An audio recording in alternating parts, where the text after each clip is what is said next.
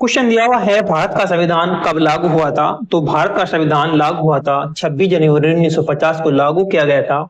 भारत के संविधान को संविधान सभा के द्वारा जो अपनाया गया था वो 26 नवंबर 1949 को इसे अपनाया गया था। 22 जुलाई 1947 को हमारा राष्ट्रीय ध्वज जो तिरंगा है उसे राष्ट्रीय प्रतीक घोषित किया गया था और 15 अगस्त 1947 को हमें आजादी मिली थी। संविधान सभा ने 26 नवंबर 1949 को अपना लिया था संविधान को और 26 जनवरी 1950 को इसे लागू किया।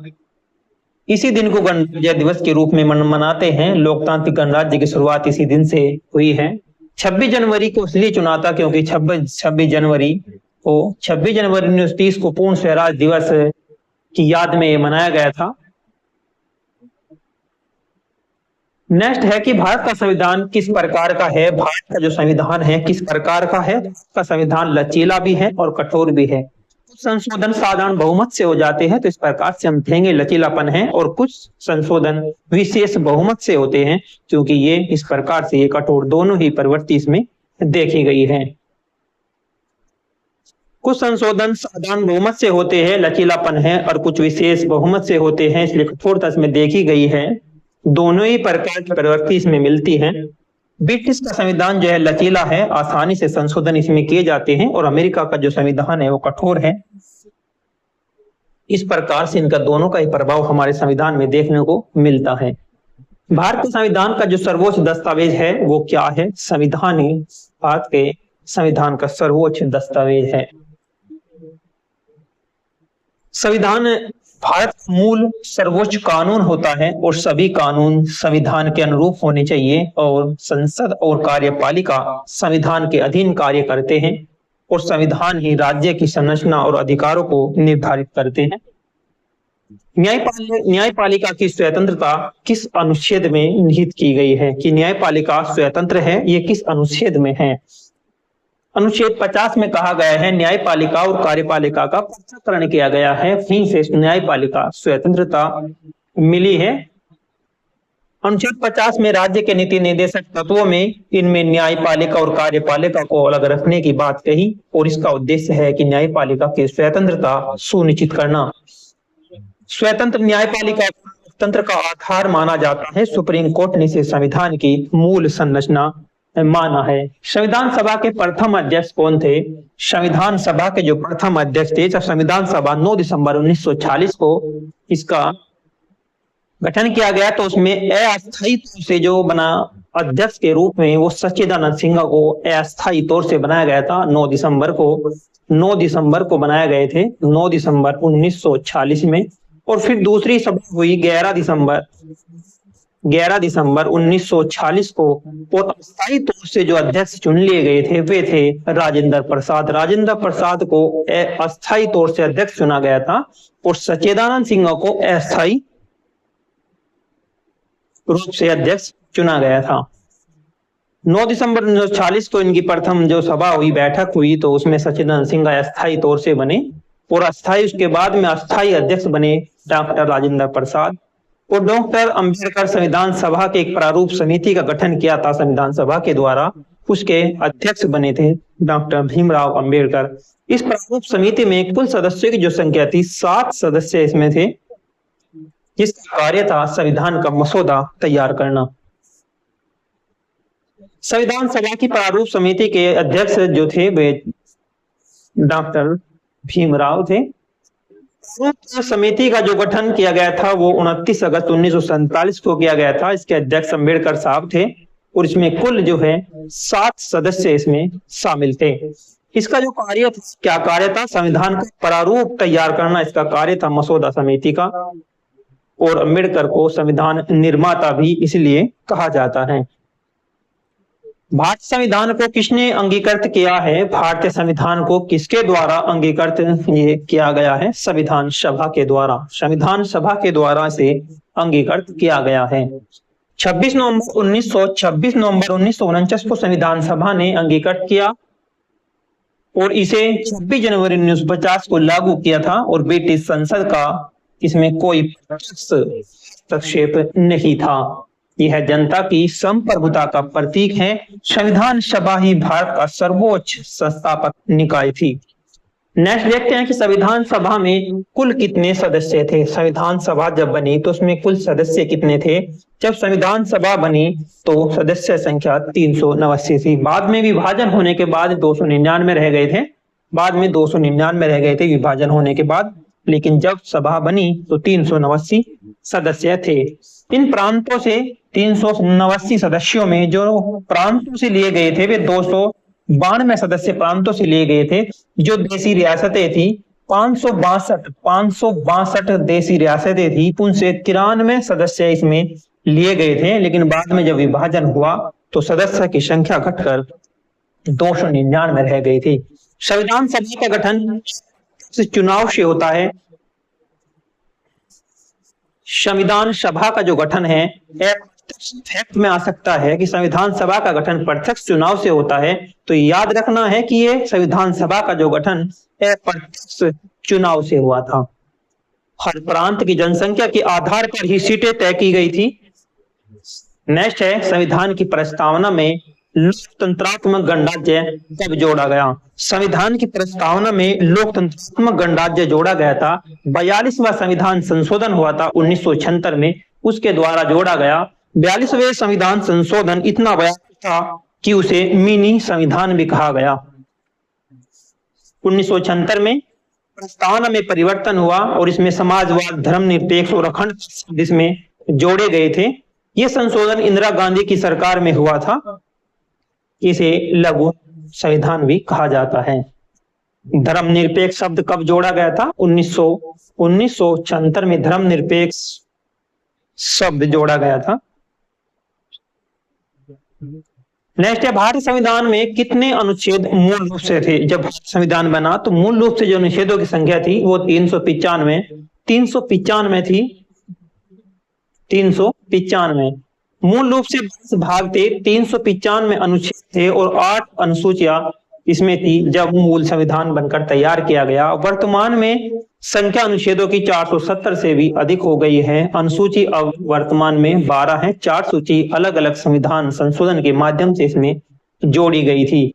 भारत का जो संविधान है विश्व का सबसे बड़ा लिखित संविधान है। इसमें संघीय और एकात्मक दोनों ही तत्व इसमें शामिल हैं। नेक्स्ट है कि मौलिक अधिकार संविधान के किस भाग में है। मौलिक अधिकार कहां से लिए गए थे? मौलिक अधिकार अमेरिका के संविधान से ग्रहण किया गया है। ये किस भाग में है? ये भाग नंबर 3 में है, मौलिक अधिकार।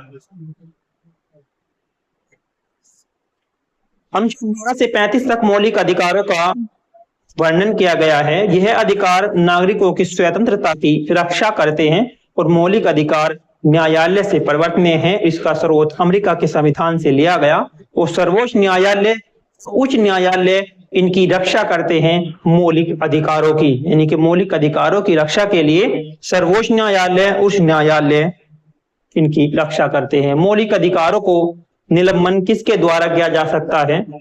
जब ऐसी स्थिति आ जाए तो तब किया जाता है राष्ट्रपति के द्वारा इन अधिकारों को निलंबन किया जाता है। आपातकाल के समय राष्ट्रपति मौलिक अधिकारों को निलंबित कर सकते हैं। आपातकाल के मतलब है कि अनुच्छेद 352 के तहत 356 और 360 आपातकाल से जुड़े हुए अनुच्छेद हैं। 352, 356 और 360।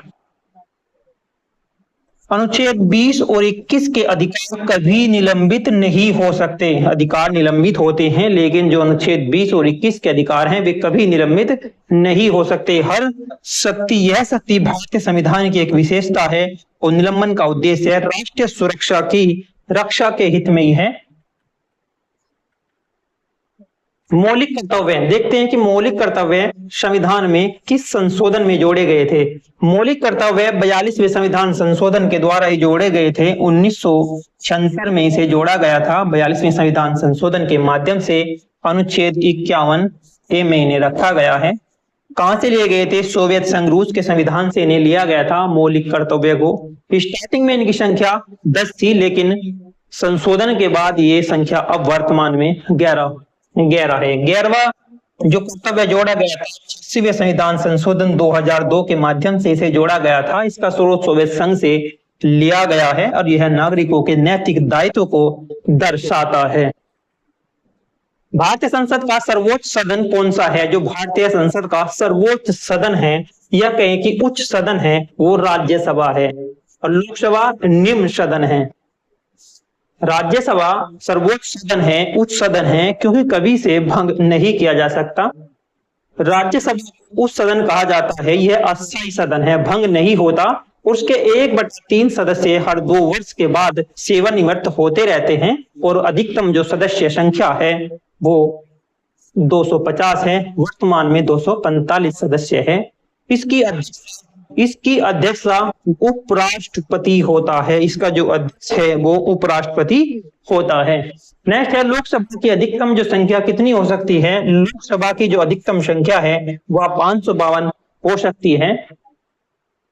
इसमें 530 सदस्य राज्य से लिए जाते हैं और 20 सदस्य केंद्र शासित प्रदेशों से लिए जाते हैं और 2 राष्ट्रपति के द्वारा मनोनीत होते हैं।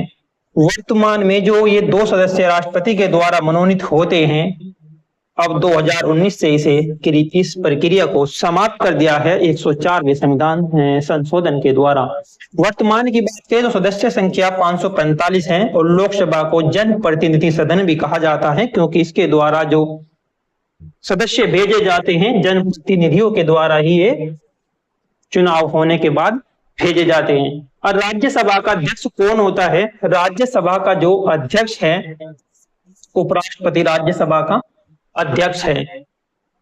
संविधान के अनुसार उपराष्ट्रपति राज्यसभा का पदेन अध्यक्ष होता है। उपराष्ट्रपति का चुनाव संसद के दोनों सदनों के द्वारा होता है। राष्ट्रपति का जो क्वेश्चन के हैं इन्हें थोड़ा महत्व देना है, क्योंकि जब भी क्वेश्चन बनते हैं तो जो फैक्ट है इनके आधार पर तय किए जाते हैं क्वेश्चन।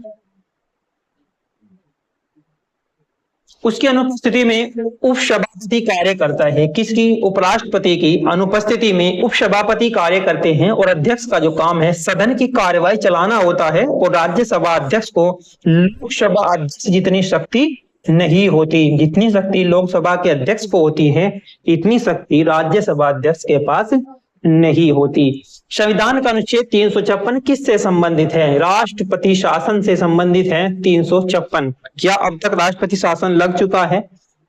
राष्ट्रपति शासन कई बार लग चुका है।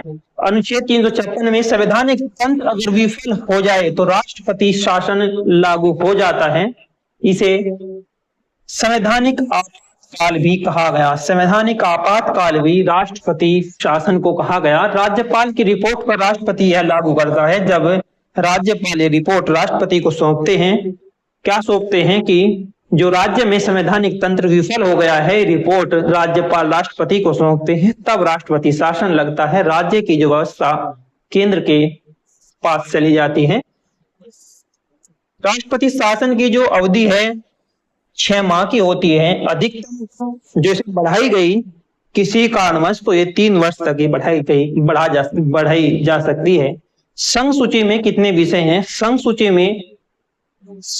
में 97 विषय थे और वर्तमान में बात करें तो 100 विषय इसमें शामिल है। संघ सूची में संघ सूची, राज्य सूची, समवर्ती सूची। संघ सूची वो है जिसमें कानून बनाने का अधिकार केंद्र सरकार को है और राज्य सूची में कानून बनाने का जो अधिकार है वो राज्य सूची को है।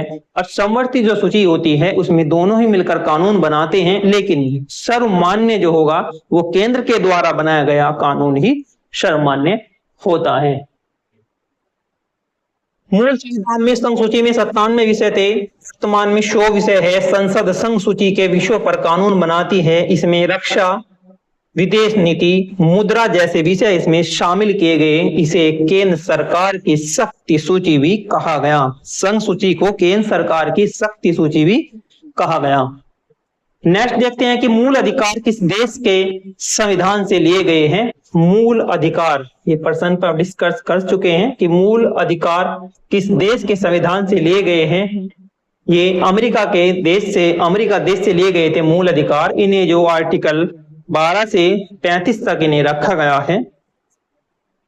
मौलिक अधिकार अमेरिका के बिल ऑफ राइट्स से लिए गए हैं और भारतीय संविधान ने इन्हें न्यायालय से परिवर्तनीय बनाया है। अमेरिका की तरह भारत में भी व्यक्तिगत स्वतंत्रता की गारंटी है और भारत में ये अनुच्छेद 12 से 33 तक वर्णित है। यह लोकतंत्र का एक आवश्यक हिस्सा है। नेक्स्ट है, भारत राष्ट्रपति का चुनाव कैसे होता है? भारत के राष्ट्रपति का जो चुनाव होता है वो कैसे होता है? ऑप्शन नंबर सी है, निर्वाचक मंडल के द्वारा राष्ट्रपति का चुनाव होता है। राष्ट्रपति का चुनाव किस रूप से होता है, ये आपको याद रखना है कि राष्ट्रपति का चुनाव अगर फैक्ट में आने लगे कि राष्ट्रपति का चुनाव प्रत्यक्ष रूप से होता है तो नहीं, राष्ट्रपति का चुनाव अप्रत्यक्ष रूप से होता है। संसद के दोनों सदनों व राज्य की विधानसभाओं के निर्वाचित सदस्य इसमें भाग लेते हैं। संसद के दोनों सदनों व राज्यों की विधानसभाओं के निर्वाचित सदस्य इसमें भाग लेते हैं। अनुपातिक प्रतिनिधित्व एकल हस्तांतरण मत प्रणाली के द्वारा ये की जाती है। चुनाव का संचालन भारत निर्वाचन आयोग करता है और विवादों का निपटारा सर्वोच्च न्यायालय के पास जाता है। नेक्स्ट है, राष्ट्रपति को पदयुक्त कराने की जो प्रक्रिया क्या कहलाती है? अभिशंसन अभिमहाभियोग कहलाती है। राष्ट्रपति को से हटाने की जो प्रक्रिया है अभिशंसन कहलाती है।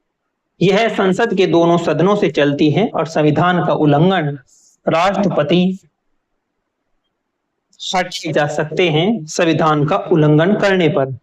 यह प्रक्रिया जो कहां से ली गई है, महाभियोग चलाने की जो प्रक्रिया है वह अमेरिका के संविधान से ली गई थी। लेकिन अब तक किसी राष्ट्रपति को अभिशंसन नहीं किया गया, नहीं हटाया गया। राष्ट्रपति अपना त्यागपत्र किसे सौंपते हैं? उपराष्ट्रपति को अपना त्यागपत्र सौंप देते हैं। संविधान के अनुसार राष्ट्रपति उपराष्ट्रपति को त्यागपत्र देते हैं। उपराष्ट्रपति त्यागपत्र को लोकसभा अध्यक्ष को सौंपता है। जो त्यागपत्र राष्ट्रपति उपराष्ट्रपति को देखते हैं तो वो त्यागपत्र लोकसभा अध्यक्ष को सौंप दिया जाता है उपराष्ट्रपति के द्वारा। और राष्ट्रपति का जो कार्यकाल है वो मात्र 5 वर्ष का होता है। पुनः निर्वाचित हो सकते हैं। अब्दुल कलाम, प्रणब मुखर्जी जैसे कई राष्ट्रपति जो है पुनः निर्वाचन के योग्य थे। राष्ट्रीय आय का सबसे पहला वैज्ञानिक जो अनुमान लगाया वो किसके द्वारा लगाया गया था? वी.के.आर.वी. राव के द्वारा राष्ट्रीय आय का पहला वैज्ञानिक अनुमान लगाया गया था। 1930 ईस्वी में वी.के.आर.वी. राव ने राष्ट्रीय आय का पहला वैज्ञानिक अनुमान दिया और दादा भाई नौरोजी ने पॉवर्टी एंड अनब्रिटिश रूल में ड्रेन थ्योरी दी। और राष्ट्रीय आय देश की आर्थिक स्थिति प्रमुख सूचक है। बाद में महालनोबिस ने योगदान दिया और वर्तमान में यह कार्य सांख्यिकी संगठन CSO करता है। भारत का प्रथम जो उपग्रह है आर्यभट्ट का प्रक्षेपित किया गया था 19 अप्रैल 1975 में। ये प्रक्षेपित किया गया था रूस के सहयोग से। भारत का पहला जो आर्यभट्ट 19 अप्रैल 1975 को लॉन्च हुआ। इसे सोवियत संघ की मदद से प्रक्षेपित किया गया था। इसका नाम प्राचीन खगोल शास्त्री आर्यभट्ट के नाम पर इसका नाम रखा गया। इसे जो विकसित किया इसरो ने किया था। अंतरिक्ष एजेंसी है भारत की, इसके द्वारा विकसित किया गया और इससे भारत की अंतरिक्ष यात्रा की शुरुआत हो गई थी। भारत के प्रथम राष्ट्रपति कौन थे? भारत के प्रथम राष्ट्रपति डॉक्टर राजेंद्र प्रसाद थे। 1962 तक वे इस पद पर रहे।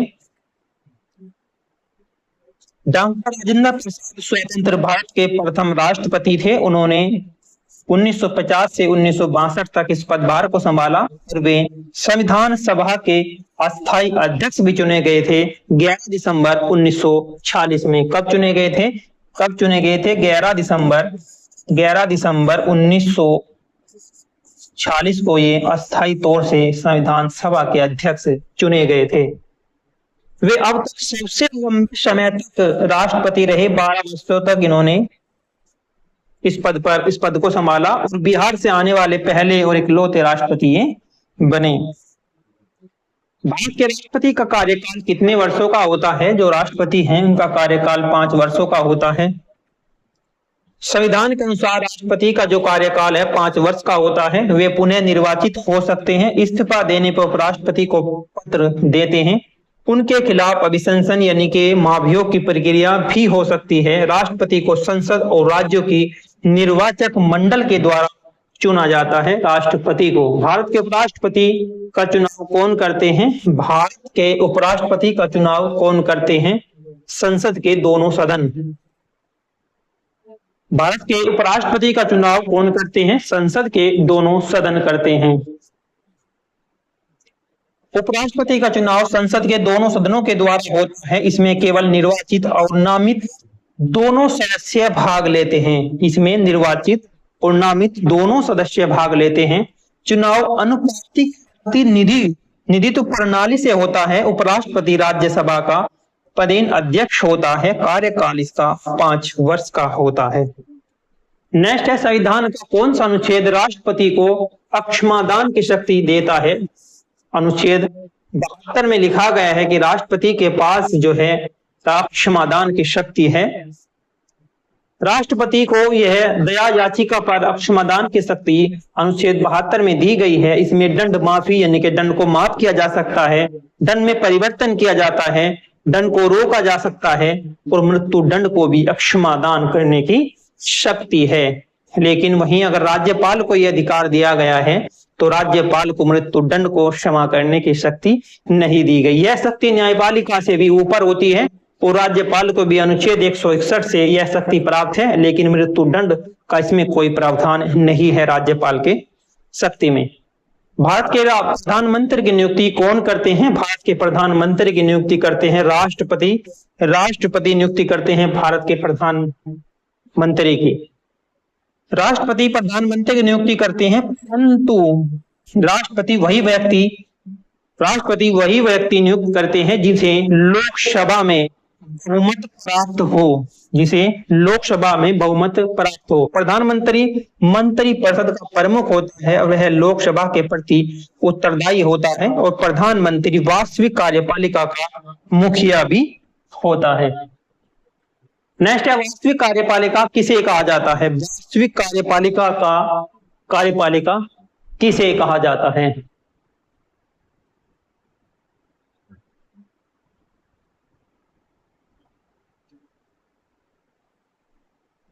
वास्तविक जो कार्यपालिका कहा जाता है वो कहा जाता है प्रधानमंत्री व मंत्रिपरिषद को वास्तविक कार्यपालिका कहा जाता है। राष्ट्रपति नाम मात्र का ही प्रमुख होता है। वास्तव जो शक्ति होती है वो मंत्रिपरिषद और प्रधानमंत्री के पास होती है और राष्ट्रपति मंत्रिपरिषद की सलाह पर कार्य करते हैं, यानी कि जो मंत्रिपरिषद कहती है उसके हिसाब से ही राष्ट्रपति कार्य करते हैं। अनुच्छेद 74-75 में मंत्रिपरिषद का उल्लेख किया गया है। इसे संसदीय प्रणाली का मूल तत्व भी माना है। मंत्रिपरिषद सामूहिक रूप से किसके प्रति उत्तरदायी होती है? मंत्रिपरिषद सामूहिक रूप से किसके प्रति उत्तरदायी होती है? मंत्रिपरिषद यह होती है लोकसभा के प्रति उत्तरदायी होती है।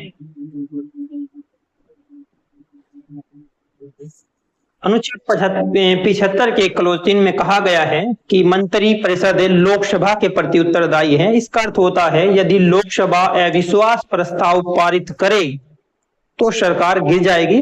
यह संसदीय लोकतंत्र का मूल है और राज्यसभा के प्रति उत्तरदायी नहीं होती और सामूहिक उत्तरदायित्व लोकतंत्र में स्थिरता लाता है। सामूहिक उत्तरदायित्व जो है लोकसभा में स्थिरता लाता है।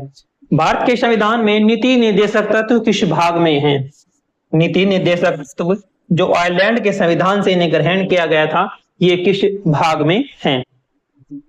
राज्य के नीति निर्देशक तत्व भाग 4 में वर्णित है। भाग 4 में इन्हें वर्णित किया गया है। अनुच्छेद 36 से लेकर 51 तक ये नीति निर्देशक तत्वों का वर्णन है और ये आयरलैंड के संविधान से लिया गया था। इनका उद्देश्य राज्य को नीति बनाने व मार्गदर्शन देना है। क्या कार्य है इनका? नीति निर्देशक तत्वों का कार्य है कि राज्य को नीति बनाने में मार्गदर्शन देना इसका कार्य है। यह न्यायालय से परिवर्तनीय नहीं है। यह न्यायालय से परिवर्तनीय नहीं है। वहीं अगर मौलिक अधिकार की बात करें तो ये न्यायालय से परिवर्तनीय थे, लेकिन राज्य के नीति निर्देशक तत्व परिवर्तनीय नहीं है। सामाजिक आर्थिक लोकतंत्र की स्थापना में ये सहायक होते हैं। भारत संविधान की किस अनुसूची में भाषाओं का उल्लेख किया गया है? भाषाओं का उल्लेख जो किया गया है 8वीं अनुसूची में भाषाओं का उल्लेख किया गया है। इसमें स्टार्टिंग में 14 भाषाएं को मान्यता दी गई थी, लेकिन अब 22 भाषाओं को मान्यता दी गई है। 8वीं अनुसूची में भारत की मान्यता प्राप्त भाषाएं होती हैं। 14 भाषाएं प्रारंभ में थी, लेकिन अब ये 22 भाषाएं सूचीबद्ध है। और संविधान हिंदी को राजभाषा मानता है। संविधान हिंदी को क्या मानता है? राजभाषा मानता है। और राज्य अपनी क्षेत्रीय भाषा को भी मान्यता दे सकते हैं। नेक्स्ट है कि 10वीं अनुसूची किससे संबंधित है? 10वीं अनुसूची है ये दल बदल से संबंधित है 10वीं अनुसूची। 11वीं अनुसूची जो है ये पंचायत से संबंधित है। और जो 12वीं अनुसूची है नगर पालिका से संबंधित है। भाषाओं की बात करें तो उसमें 8वीं अनुसूची संबंधित भाषाएं हैं। सूची 52 में 10वीं सूची जो है 52वें संविधान संशोधन के माध्यम से 1985 में से जोड़ा गया था 10वीं अनुसूची को। दल बदल कानून इसे कहा गया है। इसमें विधेयक को और सांसदों के दल बदलने पर अयोग्य का प्रावधान इसमें किया गया है। अध्यक्ष सभापति निर्णय इसमें लेते हैं। 91वां संशोधन जो 2003 में हुआ, इसमें संशोधन कुछ किया गया है। 91वें संशोधन के द्वारा 2003 में इसमें संशोधन किया गया है 10वीं अनुसूची में। नेक्स्ट है सर्वोच्च न्यायालय के न्यायाधीश की नियुक्ति किसके द्वारा होती है? सर्वोच्च न्यायालय के न्यायाधीश की नियुक्ति किसके द्वारा होती है? ये होती है राष्ट्रपति के द्वारा की जाती है। सर्वोच्च न्यायालय के मुख्य न्यायाधीश और अन्य न्यायाधीशों की नियुक्ति राष्ट्रपति करते हैं। इसमें कॉलेजियम प्रणाली से सिफारिश होती है।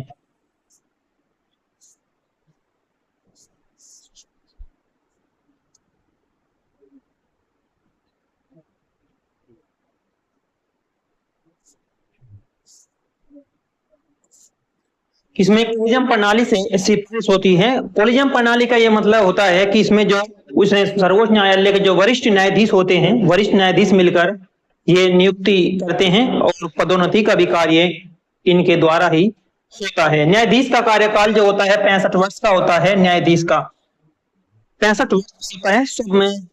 सर्वोच्च न्यायालय के मुख्य न्यायाधीश हैं उनका कार्यकाल 65 वर्ष का होता है। वहीं जो उच्च न्यायालय के न्यायाधीश होते हैं उनका जो कार्यकाल होता है वो मात्र 62 वर्ष तक होता है। न्यायपालिका स्वतंत्र संस्था है। इसे जो अलग किया गया था न्यायपालिका वो आर्टिकल 50 में किया गया है। इन्हें कार्यपालिका और न्यायपालिका को अलग किया गया था। इस वजह से ये न्यायपालिका स्वतंत्र संस्था हुई थी। और राष्ट्रपति केवल औपचारिक नियुक्ति करते हैं। राष्ट्रपति केवल औपचारिक नियुक्ति करते हैं कि मतलब ये हो जाता है कि कौन न्यायाधीश होगा। ये वहां की इस पद्धति के द्वारा होता है। कॉलेजियम प्रणाली से ये होता है कि कॉलेजियम प्रणाली में जो वरिष्ठ न्यायाधीश होते हैं वे मिलकर तय करते हैं कि किसे इस पद पर, यानी कि जो न्यायाधीश नियुक्त होंगे सर्वोच्च, तो उसकी नियुक्ति वहां से होती है। सर्वोच्च न्यायालय का मुख्यालय कहाँ है? सर्वोच्च न्यायालय का जो मुख्यालय है वो दिल्ली में। सर्वोच्च न्यायालय का मुख्यालय जो है दिल्ली में है। भारत के सर्वोच्च न्यायालय का मुख्यालय दिल्ली में है। ये 28 जनवरी 1950 को स्थापित हुआ था। 28 जनवरी 1950 को स्थापित किया गया था। इसे संविधान का संरक्षक और व्याख्याता कहा जाता है। यह है सर्वोच्च अपीलीय न्यायालय है और इसकी शक्ति संविधान से प्राप्त होती है। नेक्स्ट, संविधान का जो संरक्षक है वो किसे कहा जाता है? संविधान का संरक्षक भी कहा जाता है सर्वोच्च न्यायालय को।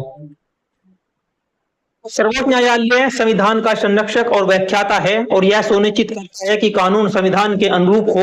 अनुच्छेद 32 के द्वारा यह नागरिकों के मौलिक अधिकारों की रक्षा भी देता है और संविधान की मूल संरचना की रक्षा करना इसका एक दायित्व है। और संसद और कार्यपालिका भी न्यायपालिका के अधीन है, यानी कि संसद भी और कार्यपालिका भी न्यायपालिका के अधीन होती है। मौलिक अधिकार का रक्षक है। मौलिक अधिकारों का रक्षक भी सर्वोच्च न्यायालय है। मौलिक अधिकार अनुच्छेद 32 के द्वारा यह है क्योंकि इनका मौलिक अधिकार को उल्लंघन होने पर व्यक्ति को याचिका यानी कि अपनी अपील सर्वोच्च न्यायालय में करने का अधिकार दिया गया है। नागरिक सीधे सर्वोच्च न्यायालय जा सकते हैं। इसलिए डॉक्टर भीमराव अंबेडकर ने क्या कहा संविधान को, इसे आर्टिकल जो 32 है इसे कहा गया है कि संविधान का हृदय और आत्मा इनके द्वारा इस प्रकार से इसे कहा गया था। उच्च न्यायालय भी अनुच्छेद 326 के तहत यह शक्ति रखते हैं। न्यायपालिका अधिकारों की रक्षा की अंतिम एक संस्था है। नेक्स्ट है उच्च न्यायालय के न्यायाधीशों का जो कार्यकाल है कितने वर्ष का होता है उच्च न्यायालयों का। देखिए वो पहला प्रश्न आया था जो सर्वोच्चतम वो सुप्रीम कोर्ट का था, ये हाई कोर्ट का है। उच्च न्यायालय के न्यायाधीशों का जो कार्यकाल है वो 62 वर्ष का है और 65 वर्ष का जो होता है वो होता है सुप्रीम कोर्ट के न्यायाधीशों का कार्यकाल 65 वर्ष का होता है। वहीं उच्च न्यायालय के न्यायाधीशों का कार्यकाल 62 वर्ष का तय किया गया है।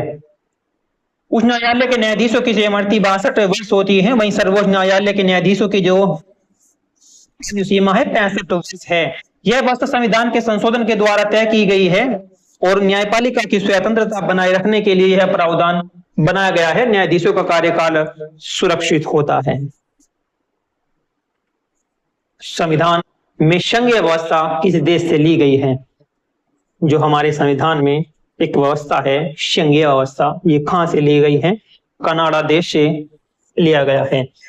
आयरलैंड के संविधान से राज्य के नीति निर्देशक तत्व लिए गए थे और अमेरिका के संविधान से क्या लिया गया था? अमेरिका के संविधान से लिए गए थे मौलिक कर्तव्य लिए गए हैं। भारत का जो संविधान है, भारत की संघीय व्यवस्था का जो मॉडल लिया गया है वो कनाडा प्रदेश से लिया गया था। इसमें केंद्र को अधिक शक्ति दी गई है। संघीय व्यवस्था में केंद्र को अधिक शक्ति दी जाती है। केंद्र और राज्यों के बीच शक्तियों का विभाजन होता है और भारतीय संघ अखंड है, राज्यों का होना संभव नहीं। इसे संघीय व्यवस्था में एकात्मक झुकाव भी कहा गया है।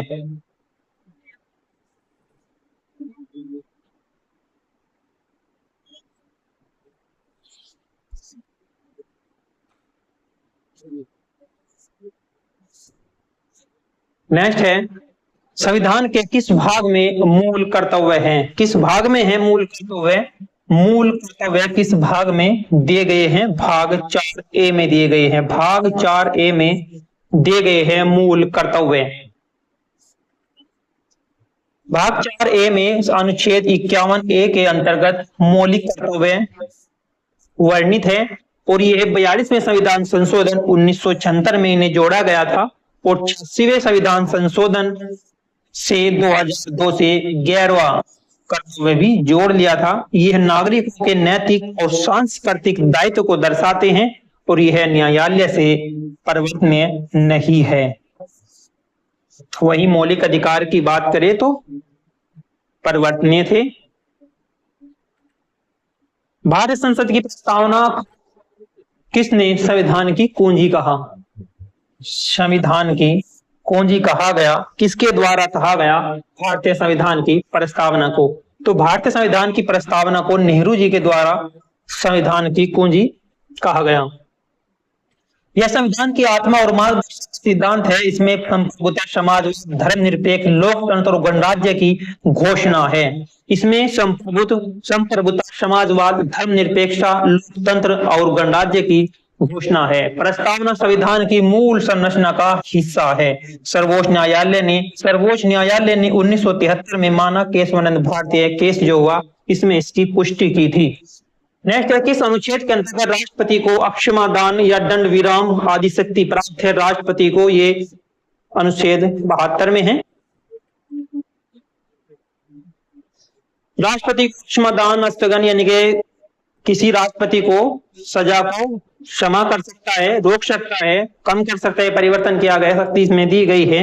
आर्टिकल 72 में शक्ति दी गई है राष्ट्रपति को। यह शक्ति विशेष रूप से मृत्यु दंड को भी माफ करने में लागू होती है। राष्ट्रपति केवल केंद्र सरकार से संबंधित अपराधों में यह शक्ति का प्रयोग करता है। इस बात को ध्यान देना है कि राष्ट्रपति केवल केंद्र सरकार से संबंधित अपराधों में ही यह शक्ति का प्रयोग करता है।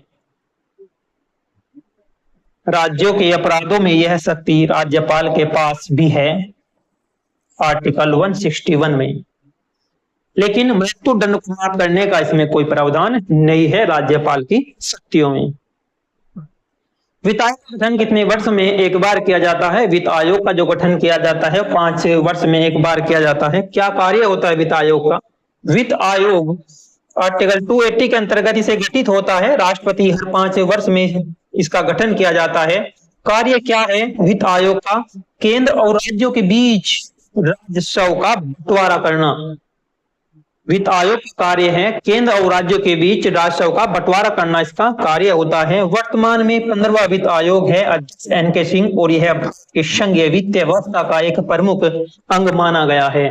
भारत के राष्ट्रपति का जो निर्वाचन किस प्रकार का होता है? भारत के राष्ट्रपति का जो निर्वाचन होता है अप्रत्यक्ष निर्वाचन मंडल से होता है। प्रत्यक्ष निर्वाचन पद्धति के द्वारा भारत के राष्ट्रपति का निर्वाचन किया जाता है।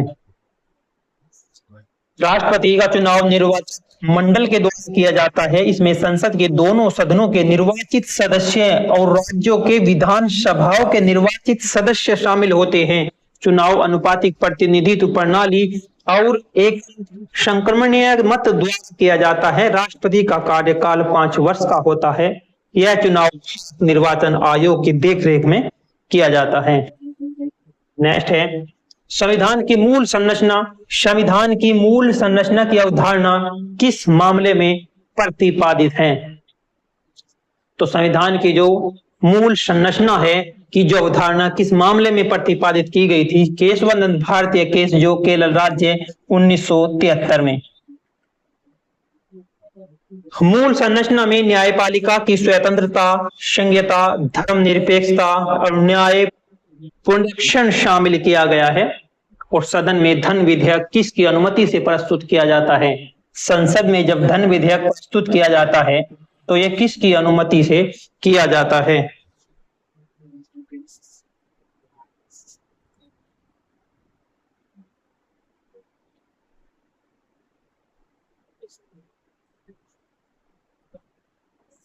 ऑप्शन नंबर सी है राष्ट्रपति की संसद में धन विधेयक किसकी अनुमति से प्रस्तुत किया जाता है? राष्ट्रपति की। संविधान का अनुच्छेद 110 में धन विधेयक का उल्लेख किया गया है। संविधान के अनुच्छेद 110 में धन विधेयक का उल्लेख किया गया है। यह केवल इसे केवल लोकसभा में प्रस्तुत किया जा सकता है, राज्यसभा में इसे प्रस्तुत नहीं किया जा सकता। किसे? धन विधेयक। इसका उल्लेख अनुच्छेद 110 में किया गया है। इसकी प्रस्तुति से पहले राष्ट्रपति की अनुशंसा का आवश्यक होता है और राज्यसभा केवल सलाह दे सकती है। राज्यसभा क्या कर सकती है? सलाह दे सकती है, उसे अस्वीकार नहीं कर सकती। अंतिम निर्णय लोकसभा का ही इसमें होता है। नेक्स्ट है भारत में राष्ट्रपति शासन की किस अनुच्छेद में से प्रावधानित किया गया है? जो राष्ट्रपति शासन लगता है, राष्ट्रपति शासन अनुच्छेद 356 के तहत लगाया जाता है।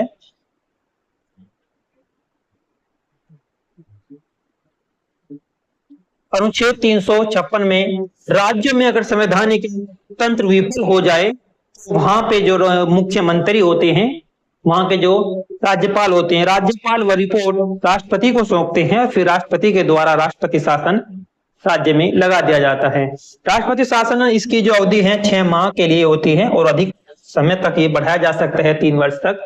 कुल अवधि इसकी 3 वर्ष तक ये बढ़ाई जा सकती है। संविधान का संरक्षक किसे कहा जाता है? सर्वोच्च न्यायालय जो है संविधान का संरक्षक होते हैं। सर्वोच्च न्यायालय संविधान की व्याख्या करता है और इसे संविधान के अनुच्छेदों के अंतिम व्याख्या करने वाली संस्था इसे कहा गया है। यह असंवैधानिक कानूनों को निरस्त कर सकता है और न्यायिक पुनरीक्षण की शक्ति इसके पास होती है, इसलिए इसे संविधान का संरक्षक और व्याख्याता भी इसे कहा गया है सर्वोच्च न्यायालय को। भारत में संसद के दोनों सदनों की संयुक्त बैठक की अध्यक्षता कौन करते हैं? जो लोकसभा अध्यक्ष होते हैं वे करते हैं। भारत में संसद के दोनों सदनों की संयुक्त बैठक की अध्यक्षता लोकसभा के अध्यक्ष करते हैं। अनुच्छेद 108 में कहा गया है कि दोनों सदनों की संयुक्त बैठक का प्रावधान इसमें किया गया है 108 में। इसकी अध्यक्षता लोकसभा अध्यक्ष करते हैं। अनुपस्थिति, अगर लोकसभा अध्यक्ष की अनुपस्थिति हो तो उपाध्यक्ष अध्यक्षता करते हैं। राज्यसभा सभापति उपराष्ट्रपति इसमें भूमिका नहीं निभाते। इसमें राज्यसभा के जो सभापति होते हैं, राज्यसभा के सभापति कौन होते हैं? उपराष्ट्रपति होते हैं, तो इसमें कोई भूमिका नहीं निभाते। यह स्थिति मुख्यतः साधारण विधेयक के गतिरोध में होती है। नेक्स्ट है संविधान की 8वीं अनुसूची में प्रारंभ में कितनी भाषाएं थी? प्रारंभ में कितनी परिभाषाएं थी? 8वीं अनुसूची में प्रारंभ में भाषाएं 14 भाषाओं को मान्यता दी गई थी, लेकिन वर्तमान में अब 22 भाषाओं को मान्यता दी गई है। संविधान 1950 में लागू होने पर 8वीं अनुसूची में 14 भाषाएं शामिल की गई थी। बाद में विभिन्न संस्थाओं से नई भाषाएं जोड़ी गई और 22 भाषाएं वर्तमान में शामिल की गई है। हिंदी और अंग्रेजी केंद्र सरकार की राजभाषा है। अनुसूची का उद्देश्य भाषाई विविधता को मान्यता देना है। भारत के प्रधानमंत्री की नियुक्ति कौन करते हैं? भारत के प्रधानमंत्री की जो नियुक्ति होती है वो राष्ट्रपति के द्वारा नियुक्ति होती है। आर्टिकल 75 में प्रधानमंत्री की नियुक्ति राष्ट्रपति के द्वारा की जाती है। राष्ट्रपति लोकसभा में जो बहुमत दल नेता होता है, गठबंधन के नेताओं को नियुक्ति करते हैं। प्रधानमंत्री की सिफारिश पर ही मंत्री परिषद की नियुक्ति होती है और प्रधानमंत्री मंत्री परिषद का प्रमुख होता है। इन्हें लोकसभा का विश्वास प्राप्त करना अवश्य है। नेक्स्ट है, भारत का निर्वाचन आयोग किस अनुच्छेद में वर्णित है? भारत का जो निर्वाचन आयोग है वो किस अनुच्छेद में वर्णित है? आर्टिकल 324 में ये निर्वाचन आयोग के किस अनुच्छेद में वर्णित है? अनुच्छेद 324 में। यह केंद्र और राज्यों के चुनाव का संचालन करता है। आयोग में मुख्य निर्वाचक आयुक्त और अन्य आयुक्त होते हैं। इनकी नियुक्ति राष्ट्रपति के द्वारा की जाती है। आयोग स्वतंत्र और निष्पक्ष चुनाव सुनिश्चित करता है। लोकसभा कार्यकाल कितने वर्ष का होता है? लोकसभा का जो कार्यकाल है वो 5 वर्ष का होता है। 5 वर्ष का लोकसभा का कार्यकाल होता है। आर्टिकल 83 में लोकसभा का कार्यकाल 5 वर्ष का होता है। ये वर्णित किया गया है आर्टिकल 83 में कि लोकसभा का कार्यकाल 5 वर्ष का होगा। आपातकाल की स्थिति में यह अवधि बढ़ाई जा सकती है। आपातकाल की स्थिति में यह अवधि बढ़ाई जा सकती है। राष्ट्रपति किसी भी समय लोकसभा को भंग कर सकता है। सामान्यतः 5 वर्ष बाद नए चुनाव होते हैं। और पहला लोकसभा चुनाव कब हुआ था? पहला लोकसभा चुनाव जो हुआ था, याद रखो, 1952 में पहला लोकसभा चुनाव किया गया था। राज्यसभा का जो अस्थायी अध्यक्ष है, अस्थायी अध्यक्ष कौन होता है? राज्यसभा का अस्थायी अध्यक्ष कौन होता है? ये होता है उपराष्ट्रपति। राष्ट्रपति राज्यसभा के पदेन सभापति होते हैं। अनुच्छेद 64 में उपराष्ट्रपति राज्यसभा के अध्यक्ष होते हैं। अनुपस्थिति में उपसभापति अध्यक्षता करते हैं। उपसभापति राज्यसभा के सदस्यों के द्वारा चुना जाता है। उपसभापति कब चुना जाता है? उपसभापति राज्यसभा के सदस्यों के द्वारा ही चुना जाता है। यह प्रावधान संघीय ढांचे की विशेषता का एक प्रावधान देता है। नेक्स्ट दिया गया कि भारत में आपातकाल की स्थिति में संसद का कार्यकाल कितने वर्ष तक बढ़ाया जा सकता है? ये 7 वर्ष तक बढ़ाया जा सकता है। सामान्य काल 5 वर्ष का होता है। अधिकतम अवधि 7 वर्ष तक हो सकती है। अनुच्छेद 83 में इसका प्रावधान किया गया है और ये आपातकाल ये लागू भी किया गया था। 1975 से 77 के दौरान इसे आपातकाल में इसे लागू किया गया था। भारत का राष्ट्रपति बनने की जो न्यूनतम आयु है वो भारत के राष्ट्रपति और उपराष्ट्रपति बनने की जो न्यूनतम आयु होती है वह 35 वर्ष होती है। वहीं मुख्यमंत्री या प्रधानमंत्री की जो आयु है न्यूनतम वह 25 वर्ष है। राष्ट्रपति का न्यूनतम आयु 35 वर्ष है और भारत का नागरिक होना चाहिए, यह भी शर्त है। और लोकसभा का सदस्य बनने की योग्यता उसमें होनी चाहिए और लाभ के पद आसीन नहीं होना चाहिए। और चुनाव गुप्त मतदान प्रणाली से होता है। देखिए ये पॉइंट याद रखना है कि इसमें जो चुनाव होता है राष्ट्रपति का गुप्त मत प्रणाली के द्वारा ये चुनाव होता है। भारत के सर्वोच्च न्यायालय के न्यायाधीशों की नियुक्ति किसके द्वारा होती है? भारत के सर्वोच्च न्यायालय के न्यायाधीशों की नियुक्ति राष्ट्रपति के द्वारा होती है।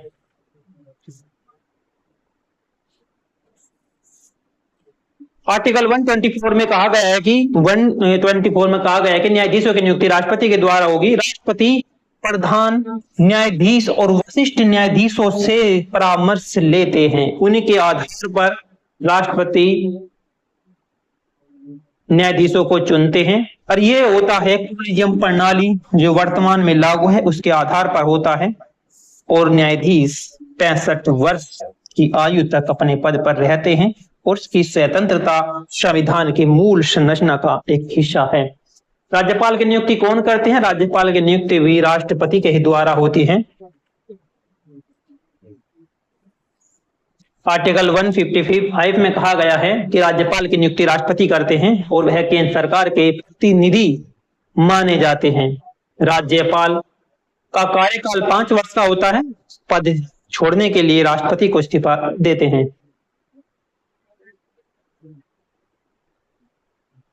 राष्ट्रपति शासित क्षेत्र कौन सा है? दिल्ली है, पुडुचेरी है और जम्मू कश्मीर सभी हैं। संविधान का अनुच्छेद 239 में केंद्र शासित प्रदेशों का प्रशासन राष्ट्रपति करते हैं। अनुच्छेद 239 में केंद्र शासित प्रदेशों का जो प्रशासन राष्ट्रपति के द्वारा होता है। दिल्ली और पुदुचेरी के विशेष विधानमंडल का मंडल व मुख्यमंत्री है। जम्मू कश्मीर केंद्र शासित प्रदेश है 2019 से। और राष्ट्रपति द्वारा नियुक्त प्रशासक उपराज्यपाल शासन करते हैं। उपराज्यपाल जो होते हैं शासन करते हैं। यह केंद्र सरकार की प्रशासनिक व्यवस्था है। नेक्स्ट है राज्य के संविधान की जो प्रस्तावना में समाजवाद और धर्मनिरपेक्ष और अखंडता एक शब्द और दिया गया था। अखंडता जो जोड़ा गया था, 3 शब्द जोड़े गए थे 42वें संविधान संशोधन के माध्यम से। कब जोड़े गए थे? 1976 ईस्वी में जोड़ा गया था। यह संविधान इंदिरा गांधी जी के समय में हुआ था। मिनी संविधान भी संविधान को संशोधन को कहा गया है क्योंकि काफी व्यापक संशोधन इसमें किए गए थे। सर्वोच्च न्यायालय के न्यायाधीश का जो महाभियोग किस अनुच्छेद में किया गया है? सर्वोच्च न्यायालय के न्यायाधीश का जो महाभियोग है किस अनुच्छेद में से किया गया है? ऑप्शन नंबर ए है अनुच्छेद 124 क्लोज में 4।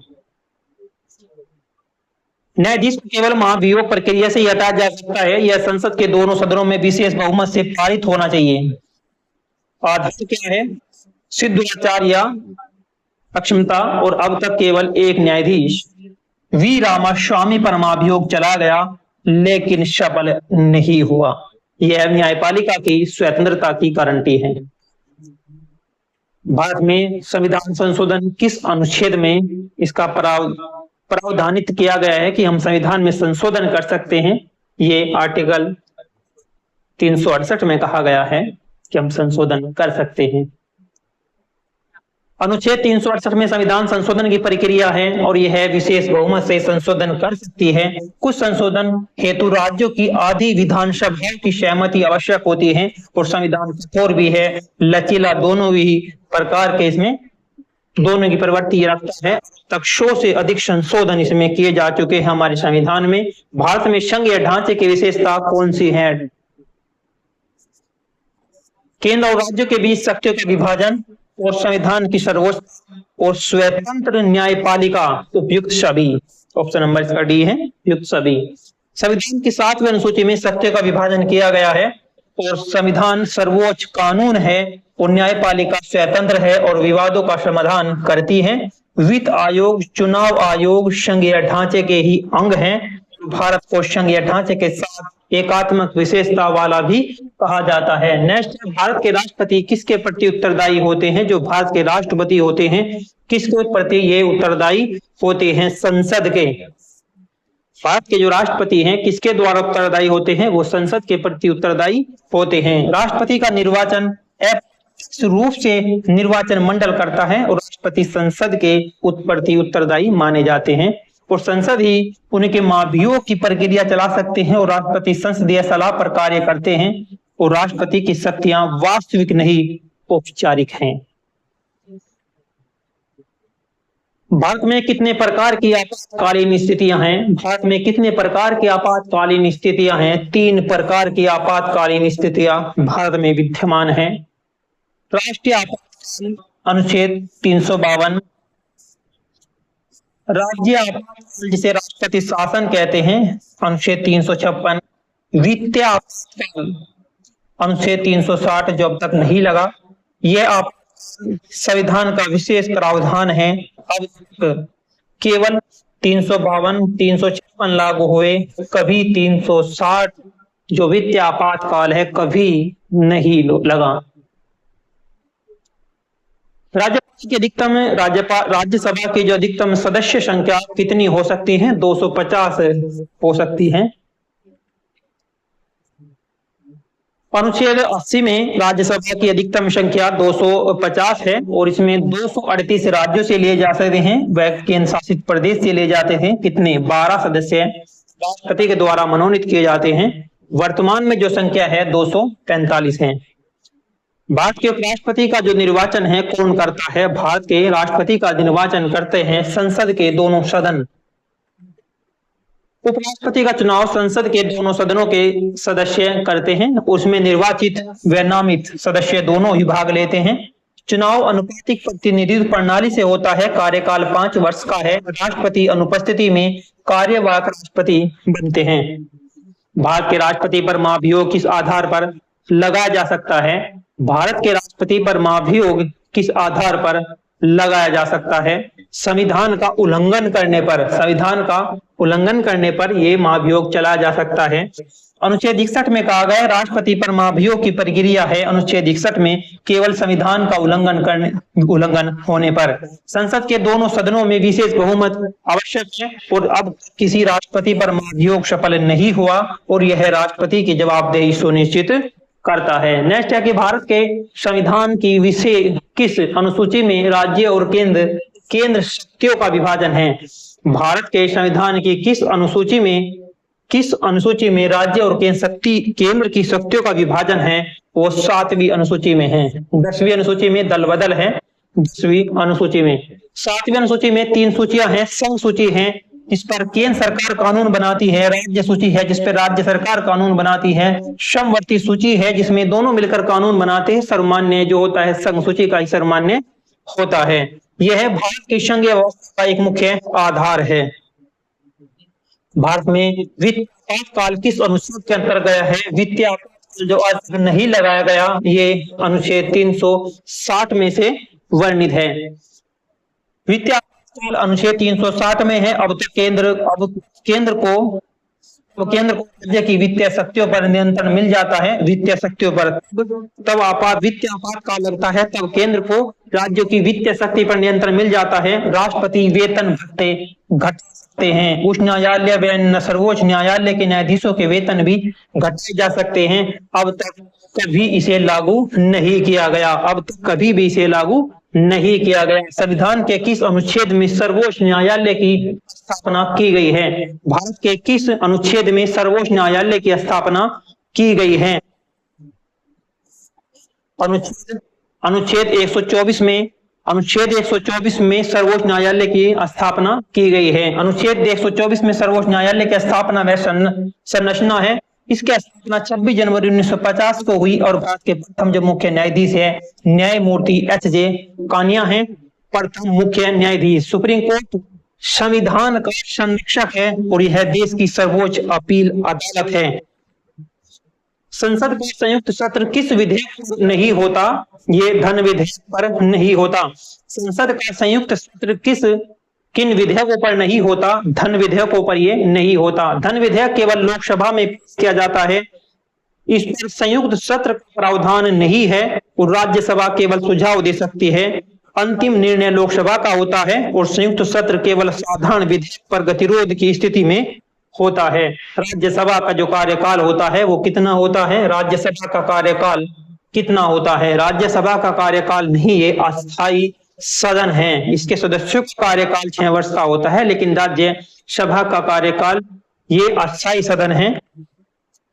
राज्यसभा अस्थायी सदन है, इसे कभी भी भंग नहीं किया जा सकता। 2 वर्ष के बाद इसमें 1/3 सदस्य सेवानिवृत्त होते हैं। सदस्यों का जो कार्यकाल है वो 6 वर्ष का होता है। यह परिवर्ती सदन कहलाता है। क्या कहलाता है?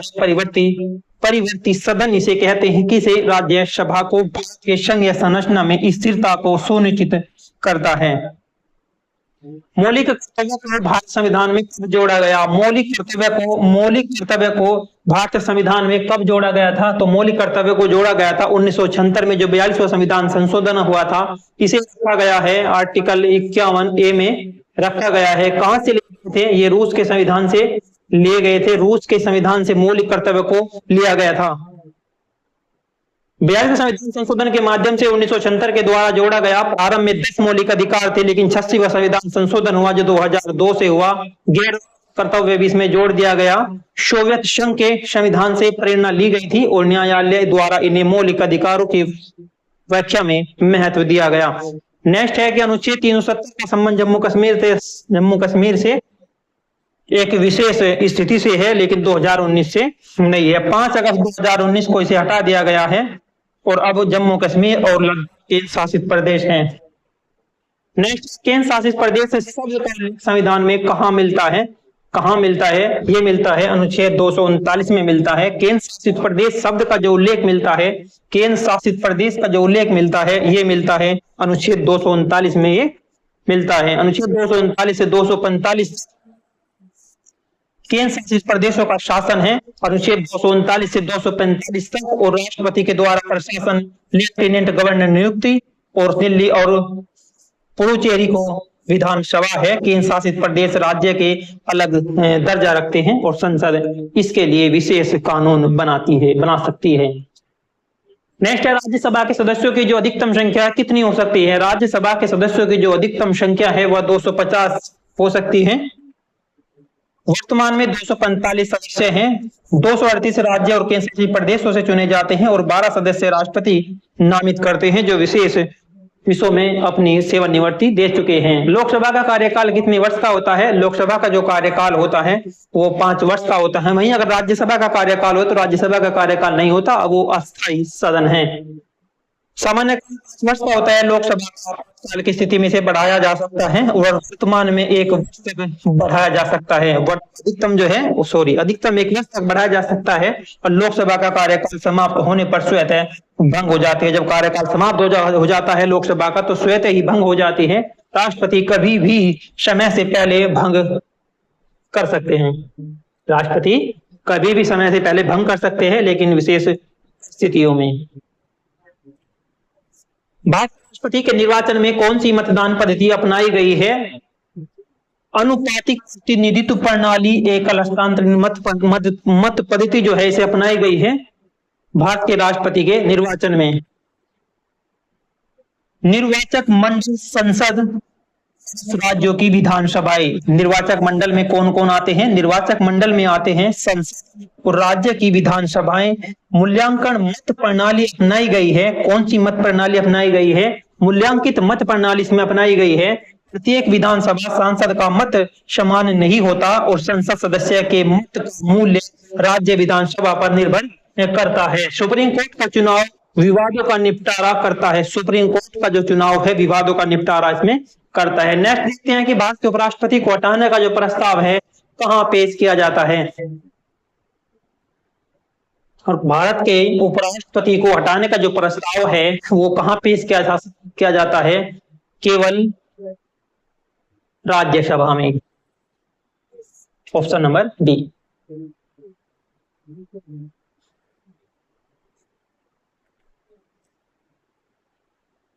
भारत के उपराष्ट्रपति को हटाने का जो प्रस्ताव है वो पेश किया जाता है राज्यसभा में। उपराष्ट्रपति को हटाने का प्रस्ताव केवल राज्यसभा में प्रस्तुत किया जा सकता है। अनुच्छेद 67 के बी के अनुसार में कहा गया कि प्रस्ताव राज्यसभा में बहुमत से पारित होना चाहिए। लोकसभा इसे स्वीकार करती है। उपराष्ट्रपति राज्यसभा का पदेन अध्यक्ष होता है। उपराष्ट्रपति और राष्ट्रपति को औपचारिक सूचना दी जाती है। नेक्स्ट है भारत के वित्त आयोग का गठन किस अनुच्छेद में किया गया है? 280 में इस गठन किया गया है। वित्त आयोग हर 5 वर्ष में बाद गठित किया जाता है। राष्ट्रपति इसका गठन करते हैं वित्त आयोग का। केंद्र और राज्यों के बीच करों का बंटवारा का सुझाव देता है। अनुदान की सिफारिश करता है। वित्त आयोग की सिफारिश बाध्यकारी नहीं होती कि जो वित्त आयोग सिफारिश करे तो वो बाध्यकारी नहीं है। तो वित्त आयोग की सिफारिश बाध्यकारी नहीं होती। पहला वित्त आयोग कब गठित किया गया था? 1951 में से पहला वित्त आयोग गठित किया गया था। संविधान सभा के अस्थायी अध्यक्ष कौन होते हैं? संविधान सभा के अस्थायी अध्यक्ष कौन थे? संविधान सभा के अस्थायी अध्यक्ष की बात करें तो राजेंद्र प्रसाद बने थे। ये बने थे 11 दिसंबर 1946 में। जो संविधान सभा की पहली बैठक की गई थी वो हुई थी 9 दिसंबर 1946 में पहली हुई थी। पहली सभा हुई थी 1946 में। इसमें अस्थायी तौर से अध्यक्ष चुने गए थे। सच्चिदानंद सिन्हा को अस्थायी तौर से चुना गया था और अस्थायी अध्यक्ष बने थे राजेंद्र प्रसाद 11 दिसंबर 1946 में। डॉक्टर सच्चिदानंद सिन्हा थे और अस्थायी की बात करें तो राजेंद्र प्रसाद जो 11 दिसंबर 1946 को बने, और डॉक्टर भीमराव अम्बेडकर प्रारूप समिति जो गठित की गई थी, प्रारूप समिति जो गठित की गई थी संविधान का मसौदा तैयार करने के लिए, उसके अध्यक्ष के रूप में कार्य किया था अम्बेडकर ने। और संविधान सभा 299 सदस्य थे संविधान सभा में। विभाजन के बाद, विभाजन से पहले कितने थे? 389 सदस्य थे। विभाजन से पहले कितने थे? विभाजन से पहले जो थे 389 सदस्य इसमें थे। विभाजन के बाद 299 सदस्य रह गए थे। 26 नवंबर 1949 को संविधान को अंगीकृत किया गया था। नेक्स्ट है अनुच्छेद 32 को किसने संविधान की आत्मा कहा? अनुच्छेद 32 जो है मौलिक अधिकार से संबंधित है। इसमें कहा कि किसे आत्मा कहा गया? डॉक्टर भीमराव अम्बेडकर ने अनुच्छेद 32 को संविधान की आत्मा कहा, क्योंकि इसमें व्यक्ति को मौलिक अधिकार को उल्लंघन होने पर अपील करने की स्वतंत्रता दी गई है। उच्च न्यायालय जाने की इसमें व्यवस्था की गई है।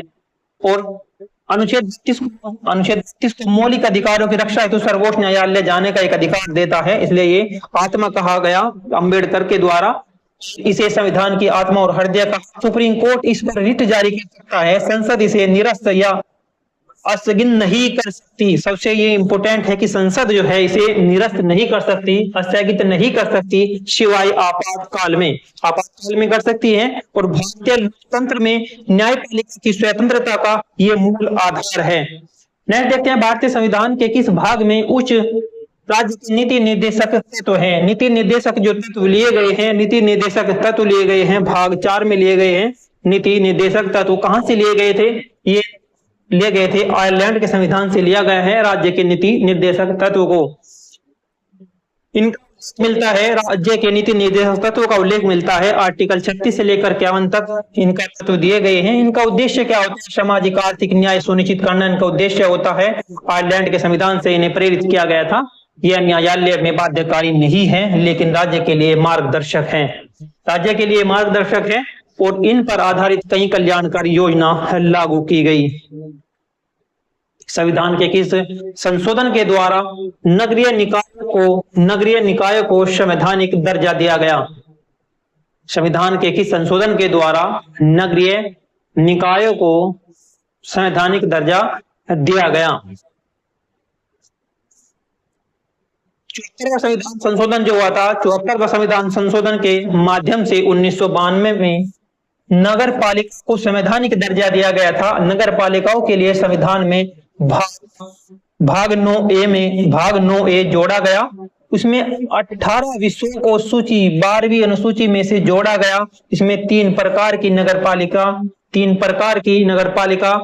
नगर पंचायत, नगर पालिका और महानगर पालिका इसमें शामिल की गई। 73 संविधान संशोधन पंचायतों के लिए था। 74वां संविधान संशोधन न्यायपालिका के लिए हुआ था। 1992 में ही दोनों संविधान संशोधन ये किए गए थे 1992 में। नेक्स्ट है, राज्यपाल को शपथ कौन दिलाता है? राज्यपाल को शपथ कौन दिलाता है? उच्च न्यायालय के जो मुख्य न्यायाधीश होते हैं वे शपथ दिलाते हैं राज्यपाल को शपथ दिलाते हैं उच्च न्यायालय के मुख्य न्यायाधीश। राज्यपाल शपथ संबंधित राज्य के उच्च न्यायालय के मुख्य न्यायाधीश दिलाते हैं। यदि मुख्य न्यायाधीश अनुपस्थित रहे तो वरिष्ठ न्यायाधीश भी शपथ दिला सकते हैं। और शपथ संविधान की रक्षा और राज्य की सेवा निष्ठा से करनी होती है। राज्यपाल राष्ट्रपति का प्रतिनिधि होता है। नेक्स्ट है, समान नागरिक संहिता किस अनुच्छेद से संबंधित है? समान नागरिक संहिता किस अनुच्छेद से संबंधित है? अनुच्छेद 44 से। अनुच्छेद 44 में राज्य के नीति निर्देशक तत्व में भी आता है। इसका उद्देश्य सभी नागरिकों के लिए समान व्यक्तिगत कानून लागू करना होता है। यह विवाह, तलाक, उत्तराधिकार और ग्रहण जैसे विषयों पर लागू है। वर्तमान में भारत में अलग अलग धर्मों के लिए अलग अलग व्यक्तिगत कानून है। राज्य में समान नागरिक संहिता पहले से ही लागू है। राज्यसभा में राष्ट्रपति शासन नामित सदस्य किस क्षेत्र से होता है? जो राज्यसभा में जो सदस्य राष्ट्रपति के द्वारा नामित होते हैं वे किस किस क्षेत्र से होते हैं? साहित्य के क्षेत्र में निपुण होते हैं, उनसे कला समाज सेवा से जो निपुण व्यक्ति होते हैं उन्हें राष्ट्रपति राज्यसभा में मनोनीत करते हैं। वे 12 सदस्य होते हैं। तो सदस्य को राष्ट्रपति के द्वारा नामित किए जाते हैं। वे सदस्य साहित्य में, विज्ञान, कला और सामाजिक सेवा में विशेष ज्ञान रखने वाले होते हैं। नामांकन का उद्देश्य सदन को विशेषज्ञों का मार्गदर्शन करना होता है और ये सदस्य मतदान में भाग लेते हैं पर राष्ट्रपति चुनाव में वोट नहीं देते। भारत रत्न जो है सचिन तेंदुलकर और लता मंगेशकर भी नामित सदस्य रह चुके हैं। भारत संविधान के अनुसार राष्ट्रपति को पद की शपथ कौन दिलाते हैं? भारत के संविधान के अनुसार राष्ट्रपति को पद की शपथ कौन दिलाते हैं? मुख्य न्यायाधीश। अनुच्छेद 60 में राष्ट्रपति की शपथ का उल्लेख किया गया है। अनुच्छेद 60 में क्या कहा गया है? राष्ट्रपति की शपथ का उल्लेख इसमें किया गया है। शपथ दिलाने का कार्य भारत के जो मुख्य न्यायाधीश होते हैं वे करते हैं। यदि मुख्य न्यायाधीश की अनुपलब्ध हो तो सुप्रीम कोर्ट के जो वरिष्ठ न्यायाधीश होते हैं वे कार्य करते हैं। शपथ में संविधान की रक्षा और भारत की एकता अखंडता बनाए रखने के लिए संकल्प शामिल होता है और यह व्यवस्था कार्यपालिका की, संवैधानिक और न्यायपालिका की निगरानी को दर्शाती है। नेक्स्ट क्वेश्चन दिया गया है कि भारतीय संविधान का कौन सा अनुच्छेद संविधान की सर्वोच्चता को सुनिश्चित करता है? भारतीय संविधान का कौन सा अनुच्छेद है जो संविधान की सर्वोच्चता को सुनिश्चित करता है? आर्टिकल 13। संविधान के विपरीत कोई भी कानून अमान्य है। यह नागरिकों के मौलिक अधिकारों को संरक्षित करता है। इसका है कि यह नागरिकों के मौलिक अधिकारों को संरक्षित करता है। सुप्रीम कोर्ट और हाई कोर्ट जो न्यायिक पुनरीक्षण की शक्ति से देता है और इस अनुच्छेद को संविधान का संरक्षक अनुच्छेद भी कहा गया। और केशवानंद भारती के जो 1973 में हुआ, सुप्रीम कोर्ट ने संविधान की मूल संरचना का इसे अंग मान लिया था। नेक्स्ट है राष्ट्रपति शासन लगाने का प्रावधान किस अनुच्छेद में है? भारत में राष्ट्रपति शासन लगाने का जो अनुच्छेद है वो अनुच्छेद 356 में है। अनुच्छेद 356 में राज्य में संवैधानिक तंत्र विफल हो जाए तो राष्ट्रपति शासन लग जाता है और संविधान राष्ट्रपति शासन की जो अवधि है प्रारंभ में 6 महीने की होती है, जो अधिकतम करनी पड़े तो 3 वर्ष तक बढ़ाई जा सकती है। इसके लिए संसद की मंजूरी आवश्यक होती है। 1994 में सुप्रीम कोर्ट ने इसके दुरुपयोग पर रोक लगाने के लिए दिशा निर्देश भी दिए थे। भारत के संविधान में विधायिका की सर्वोच्चता के स्थान पर संविधान की सर्वोच्चता क्यों अपनाई गई? भारत के संविधान में विधायिका की सर्वोच्चता के स्थान पर संविधान की सर्वोच्चता क्यों अपनाई गई थी? शक्तियों का पृथक्करण। भारत में संविधान सर्वोच्च है, न कि संसद। यह अमेरिका जैसी लिखित संविधान प्रणाली से प्रभावित है और संसद, कार्यपालिका और न्यायपालिका की सभी संविधान से अपने शक्ति को प्राप्त करते हैं और संविधान की सर्वोच्चता से नागरिकों के मौलिक अधिकार सुनिश्चित रहते हैं। यही कारण है कि न्यायपालिका संसद के किसी संवैधानिक कानून को निरस्त कर सकती है। भारत में वित्त आयोग का गठन कितने वर्षों के अंतराल पर किया जाता है? 5 वर्ष के अंतराल पर किया जाता है। वित्त आयोग का प्रावधान अनुच्छेद 280 में है और भारत राष्ट्रपति हर 5 वर्ष पर या आवश्यकता अनुसार इसे गठित करते हैं।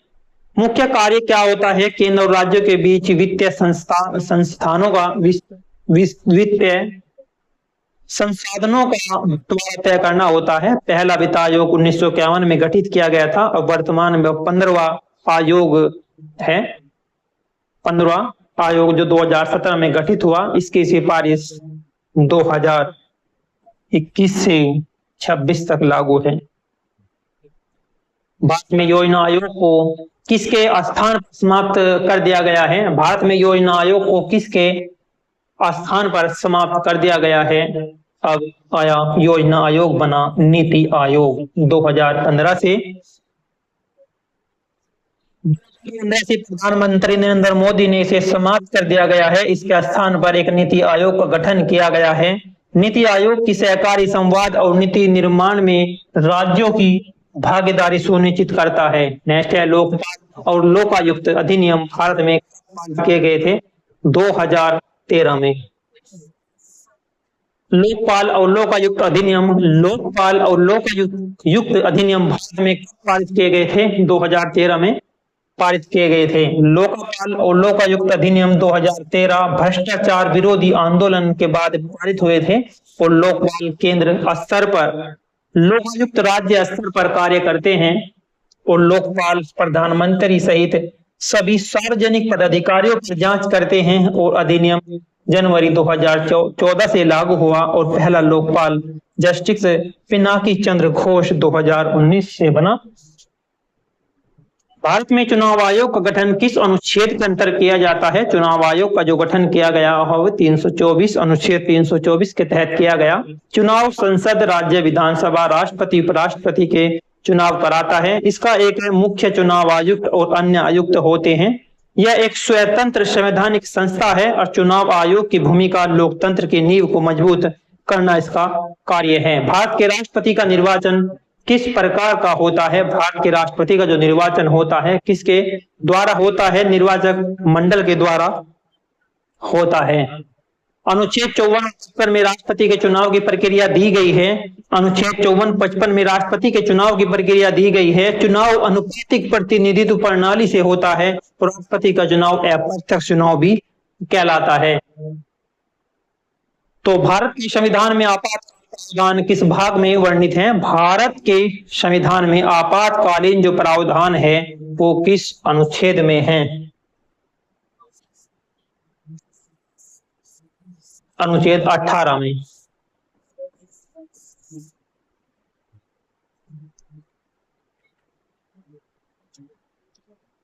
आपातकालीन प्रावधान संविधान के भाग 18 में अनुच्छेद 352 से लेकर 360 में वर्णित किए गए हैं। 3 प्रकार के आपातकाल है, राष्ट्रीय आपातकाल, राज्य आपातकाल और वित्तीय आपातकाल। राष्ट्रीय आपातकाल अनुच्छेद 352 में है। इसमें युद्ध, बाहरी आक्रमण या शस्त्र विद्रोह है। राज्य आपातकाल का अनुच्छेद 356 में है। संवैधानिक तंत्र विफलता होने पर। वित्तीय आपातकाल यह होता है जब आर्थिक अस्थिरता की स्थिति हो जाए देश में तो लगता है वित्तीय आपातकाल, जो आज तक नहीं लगाया गया। इसी के साथ में 100 क्वेश्चन पूरे हुए इस सेट में। और अब चलते हैं आगे। 150 क्वेश्चन का ये फुल लेंथ टेस्ट है यूपीपीसीएस की परीक्षा में, जो हेल्पफुल होगा आपके लिए। इसके जो फैक्ट हैं, फैक्ट इंपोर्टेंट हैं। इनके फैक्ट के आधार पर क्वेश्चनों का जो ऑप्शन होते हैं वे निर्धारित किए जाते हैं। नेक्स्ट देखते हैं, भारत के संविधान में संघीय अवस्था किस देश से ली गई है? भारत के संविधान में संघीय अवस्था किस देश से ग्रहण की गई है?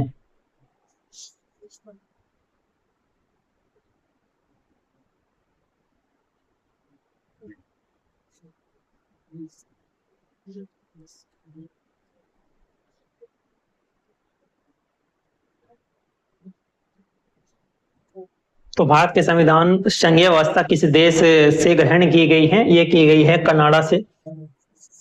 कनाडा देश से संघीय व्यवस्था ली गई है। भारत की संघीय व्यवस्था कनाडा से ली गई है। इसमें केंद्र को राज्यों से अधिक शक्तियां दी जाती हैं। इसे क्वासी फेडरल सिस्टम भी कहा जाता है। और यह है जो सिस्टम है, अमेरिका में भी इस प्रकार की संघीय व्यवस्था है। और संविधान में एक मजबूत केंद्र की परिकल्पना की गई और आपातकालीन प्रावधान संघीय ढांचे को और भी केंद्रीकृत कर देते हैं। नेक्स्ट है, संविधान सभा का गठन किसके द्वारा किया गया था? संविधान सभा का जो गठन किया गया था वो किसके द्वारा किया गया था? कैबिनेट मिशन योजना के द्वारा ये गठन किया गया था। संविधान सभा का गठन किया गया था 1940 में किया गया था और इसके सदस्य प्रांतीय विधानसभाओं के द्वारा निर्वाचित होते हैं। संविधान सभा का पहला अधिवेशन 9 दिसंबर 1940 को किया गया था। स्थायी अध्यक्ष के रूप से इन्हें चुना गया था सच्चिदानंद सिन्हा को उसके 11 दिसंबर को फिर सभा हुई थी, 11 दिसंबर को सभा हुई थी, फिर 11 दिसंबर 1940 में जो सभा हुई थी, राजेंद्र प्रसाद को अस्थायी तौर से अध्यक्ष के पद पर बिठा दिया गया था, या अध्यक्ष पद बना दिया गए थे इन्हें, और संविधान सभा ने 26 नवंबर 1949 को संविधान को अंगीकृत कर लिया था। भारत में मूल अधिकार भारतीय संविधान के किस भाग से वर्णित है? ये है भाग 3 से। मूल अधिकार अमेरिका के संविधान से लिए गए थे, अमेरिका के संविधान से इन्हें लिया गया है। किसके संविधान से लिया गया है? अमेरिका के संविधान से लिया गया है।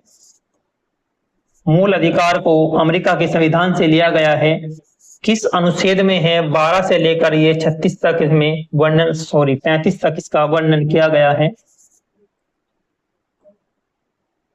12 से लेकर 35 तक अनुच्छेद में इसका वर्णन किया गया है मूल अधिकारों का।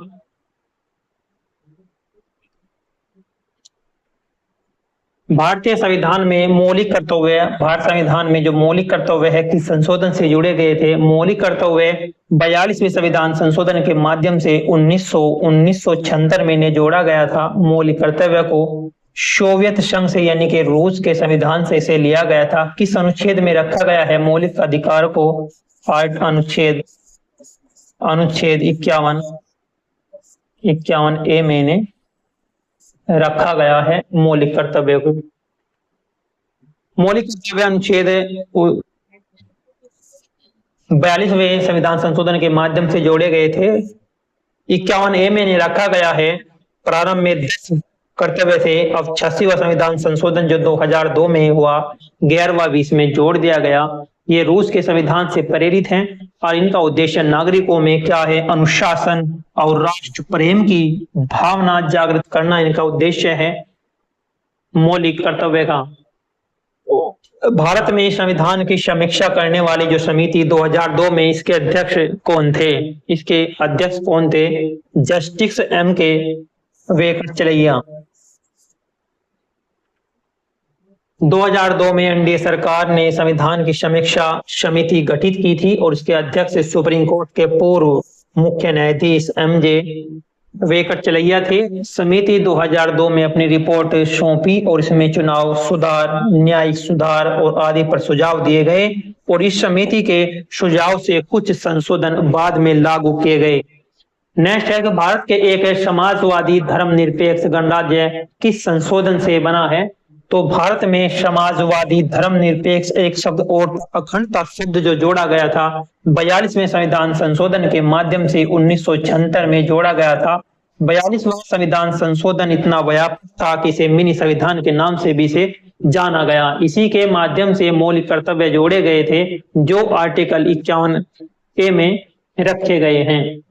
42वें संविधान संशोधन 1976 में प्रस्तावना में परिवर्तन हुआ है और इसमें समाजवाद और धर्मनिरपेक्ष और अखंड शब्द भी इसी में जोड़ा गया था। यह संशोधन इंदिरा गांधी की सरकार के दौरान हुआ था। इसे मिनी कॉन्स्टिट्यूशन भी इसे कहा गया। भारत में संविधान संशोधन की जो प्रक्रिया है किस देश से ली गई है? भारत में जो संविधान संशोधन की जो प्रक्रिया है वह ली गई है दक्षिण अफ्रीका के संविधान से ली गई है। संविधान संशोधन की प्रक्रिया दक्षिण अफ्रीका से ली गई है। भारत में संशोधन की तीन प्रकार की प्रक्रिया है। संशोधन की 3 प्रकार की प्रक्रिया है। साधारण बहुमत है, विशेष है और विशेष बहुमत प्लस राज्यों की सहमति। 3 प्रकार की जो इसमें प्रकार की प्रक्रिया है भारत के संविधान संशोधन में। यह प्रक्रिया लचीला और दोनों ही प्रकार से दोनों की स्थिति में दर्शाई गई है। अब तक 106 से अधिक संशोधन इसमें हो चुके हैं। 42वां और 44वां संविधान संशोधन सबसे महत्वपूर्ण माने गए। लोकसभा में धन विधेयक प्रस्तुत करने का जो अधिकार किसके पास होता है? लोकसभा में धन विधेयक प्रस्तुत करने का जो अधिकार है वो किसके पास होता है? राष्ट्रपति के पास होता है। लोकसभा में धन विधेयक प्रस्तुत करने का जो अधिकार है वो राष्ट्रपति के पास होता है। धन विधेयक केवल लोकसभा में ही पेश किया जाता है, राज्यसभा में नहीं किया जा सकता। इसे राष्ट्रपति की अनुशंसा पर भी पेश किया जाता है।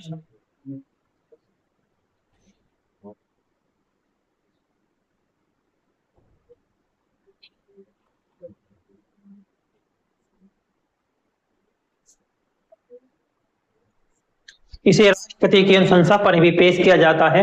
व्यवहार में वित्त मंत्री इसे पेश करते हैं। व्यवहार में तो राज्यसभा इसे केवल 14 दिन तक रख सकती है, परंतु संशोधन इसमें नहीं कर सकती। यह अनुच्छेद 110 में परिभाषित किया गया। भारत में प्रधानमंत्री की नियुक्ति कौन करता है? भारत में प्रधानमंत्री की नियुक्ति कौन करता है? भारत में प्रधानमंत्री की नियुक्ति कौन करता है? भारत के राष्ट्रपति करते हैं। भारत के राष्ट्रपति इसकी नियुक्ति करते हैं। प्रधानमंत्री की नियुक्ति राष्ट्रपति के द्वारा की जाती है। राष्ट्रपति उस व्यक्ति को नियुक्त करते हैं जिसके पास लोकसभा में बहुमत होता है, उसे ही नियुक्त करते हैं। प्रधानमंत्री मंत्री परिषद का प्रमुख होता है। संविधान के अनुच्छेद 75 में इसका प्रावधान किया गया है और प्रावधान है व्यवहार और प्रधानमंत्री। व्यवहार में प्रधानमंत्री लोकतांत्रिक प्रणाली का सबसे शक्तिशाली पद होता है। भारतीय संघ में नए राज्य का गठन किस अनुच्छेद में किया गया है? अनुच्छेद 3 में। अनुच्छेद 3 में कहा गया है, अनुच्छेद 3 में नए राज्यों के गठन सीमा में परिवर्तन का प्रावधान किया गया है। अनुच्छेद 3 में संसद कानून बनाकर किसी राज्य की सीमा, नाम या क्षेत्र में बदलने का एक शक्ति रखती है। संसद कानून बनाकर किसी राज्य की सीमा में परिवर्तन कर सकती है, उसके नाम में परिवर्तन कर सकती है, उसके क्षेत्रफल में परिवर्तन कर सकती है संसद, और संबंधित राज्य विधानमंडल से राय ली जाती है, पर यह बाध्यकारी नहीं होती। उदाहरण के तौर पर 2002 में झारखंड, छत्तीसगढ़, उत्तराखंड का गठन किया गया था। यह भारत की संघीय प्रणाली की लचीली प्रकृति को दर्शाती है। भारत के राष्ट्रपति का जो कार्यकाल है वो कितने वर्षों का होता है? भारत के राष्ट्रपति का कार्यकाल जो होता है 5 वर्षों का होता है। अनुच्छेद 56 में इसका उल्लेख किया गया है। कार्यकाल पूरा होने पर पुनः निर्वाचित हो सकते हैं राष्ट्रपति, और इस इस्तीफा अगर देना हो इन्हें तो उपराष्ट्रपति को इस्तीफा देते हैं, और उपराष्ट्रपति संसद के द्वारा उपराष्ट्रपति इनका जो इस्तीफा होता है ये लोकसभा के अध्यक्ष को सौंपते हैं, और संसद के द्वारा महाभियोग से भी से हटाया जा सकता है राष्ट्रपति को, लेकिन अब तक कोई राष्ट्रपति नहीं हटाया गया। भारत में चुनाव आयोग किस प्रकार की संस्था है? भारत में चुनाव आयोग जो है ये किस प्रकार की संस्था है?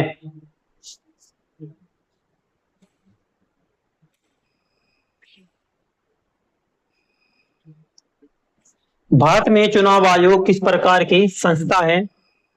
ये जो संस्था है संवैधानिक संस्था है।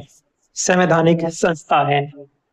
चुनाव आयोग अनुच्छेद 324 में प्रावधानित है, और यह संसद और राज्यों के चुनाव कराता है, और राष्ट्रपति उपराष्ट्रपति के चुनाव भी कराता है। इसकी स्वतंत्रता लोकतंत्र की मजबूती का आधार है, और उसे भारत का लोकतंत्र प्रहरी भी कहा जाता है।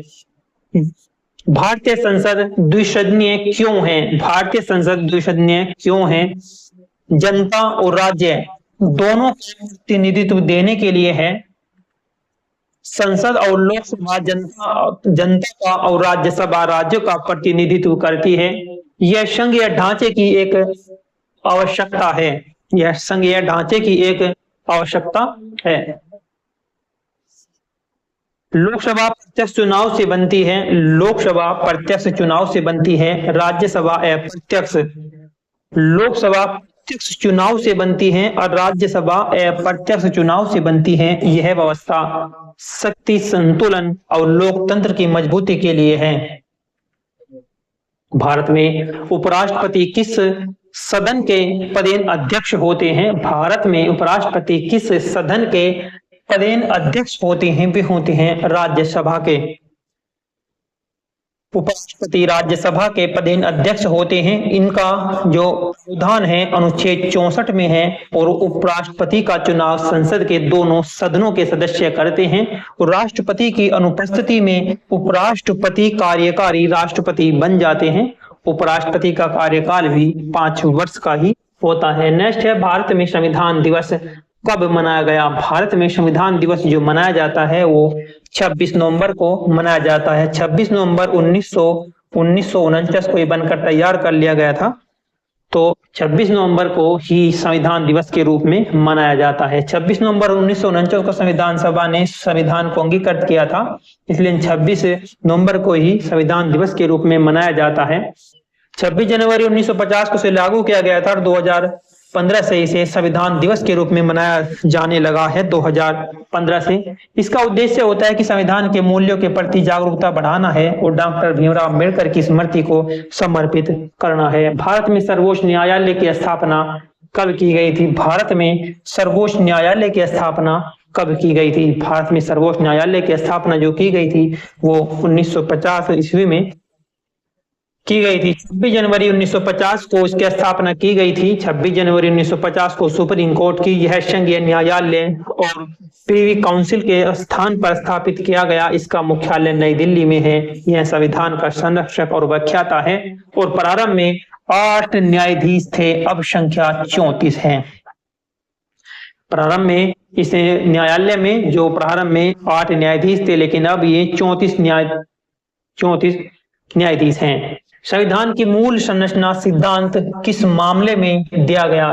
संविधान की मूल संरचना सिद्धांत किस मामले में दिया गया? केशवानंद भारतीय केस जो 1973 में हुआ था, उसमें संविधान की मूल संरचना सिद्धांत दिया गया। 1973 के इस मामले में सुप्रीम कोर्ट ने मूल संरचना सिद्धांत दिया और संसद संविधान संशोधन कर सकती है परंतु मूल संरचना को नहीं बदल सकती। मूल संरचना में लोकतंत्र, न्यायपालिका की स्वतंत्रता और धर्मनिरपेक्षता आदि जिसमें शामिल किए गए। यह निर्णय 13 न्यायाधीशों की पीठ ने लिया था। कितने न्यायाधीशों की पीठ ने? 13 न्यायाधीशों की पीठ ने यह निर्णय लिया था। इसे भारतीय संविधान का ऐतिहासिक निर्णय माना गया। भारत में गवर्नर की नियुक्ति कौन करता है? भारत में गवर्नर की जो नियुक्ति करते हैं वे करते हैं राष्ट्रपति। राष्ट्रपति के द्वारा गवर्नर की नियुक्ति की जाती है। गवर्नर की नियुक्ति राष्ट्रपति के द्वारा की जाती है। इनका कार्यकाल 5 वर्ष का होता है। गवर्नर राज्य का संवैधानिक प्रमुख होता है। अनुच्छेद 153 से लेकर 162 में इसका उल्लेख किया गया है और गवर्नर केंद्र और राज्य के बीच सेतु की भूमिका निभाते हैं। नेक्स्ट है कि भारत में कानून आयोग की नियुक्ति कौन करता है? भारत में कानून आयोग की नियुक्ति कौन करते हैं? वे करते हैं राष्ट्रपति। भारत में कानून आयोग की नियुक्ति राष्ट्रपति के द्वारा होती है। कानून आयोग का गठन राष्ट्रपति के द्वारा किया जाता है। यह एक गैर वैधानिक संस्था है। यह एक गैर वैधानिक संस्था है। इंपॉर्टेंट फैक्ट है। इसका कार्यकाल, इसका जो कार्य है कानूनों की समीक्षा करना, सुधार हेतु सुझाव देना इसका कार्य है। पहला कानून आयोग 1834 में ब्रिटिश शासन में बनाया गया था, 1834 में, और स्वतंत्र भारत का पहला कानून आयोग बना था 1955 में। भारतीय संविधान का कौन सा अनुच्छेद न्यायपालिका की स्वतंत्रता को सुनिश्चित करता है? न्यायपालिका को सुनिश्चित करता है अनुच्छेद 50 करता है। इसमें न्यायपालिका और कार्यपालिका का पृथक्करण इसमें किया गया है। यह न्यायपालिका को कार्यपालिका से अलग करने का निर्देश देता है। इसका उद्देश्य न्यायपालिका की स्वतंत्रता को बनाए रखने का ही इसका उद्देश्य था, अलग करने का। और न्यायपालिका स्वतंत्र होगी तो नागरिक अधिकार भी सुनिश्चित सुरक्षित रहेंगे और यह लोकतांत्रिक व्यवस्था की एक मजबूती का एक आधार है। भारत में संविधान संशोधन का जो अधिकार किसके पास है? किसके पास है? संविधान संशोधन का जो अधिकार है वो किसके पास है? संसद के पास होता है संविधान में संशोधन का अधिकार। संविधान संशोधन का अधिकार केवल संसद के पास है। यह अनुच्छेद 368 में इसकी प्रक्रिया दी गई है। साधारण बहुमत, विशेष बहुमत या विशेष बहुमत प्लस राज्यों की सहमति से संशोधन करती है और राष्ट्रपति की स्वीकृति औपचारिक होती है। औपचारिक होती है राष्ट्रपति की स्वीकृति और सुप्रीम कोर्ट मूल संरचना की रक्षा हेतु न्यायिक समीक्षा कर सकता है। नेक्स्ट है संविधान सभा की प्रारूप समिति के अध्यक्ष कौन थे?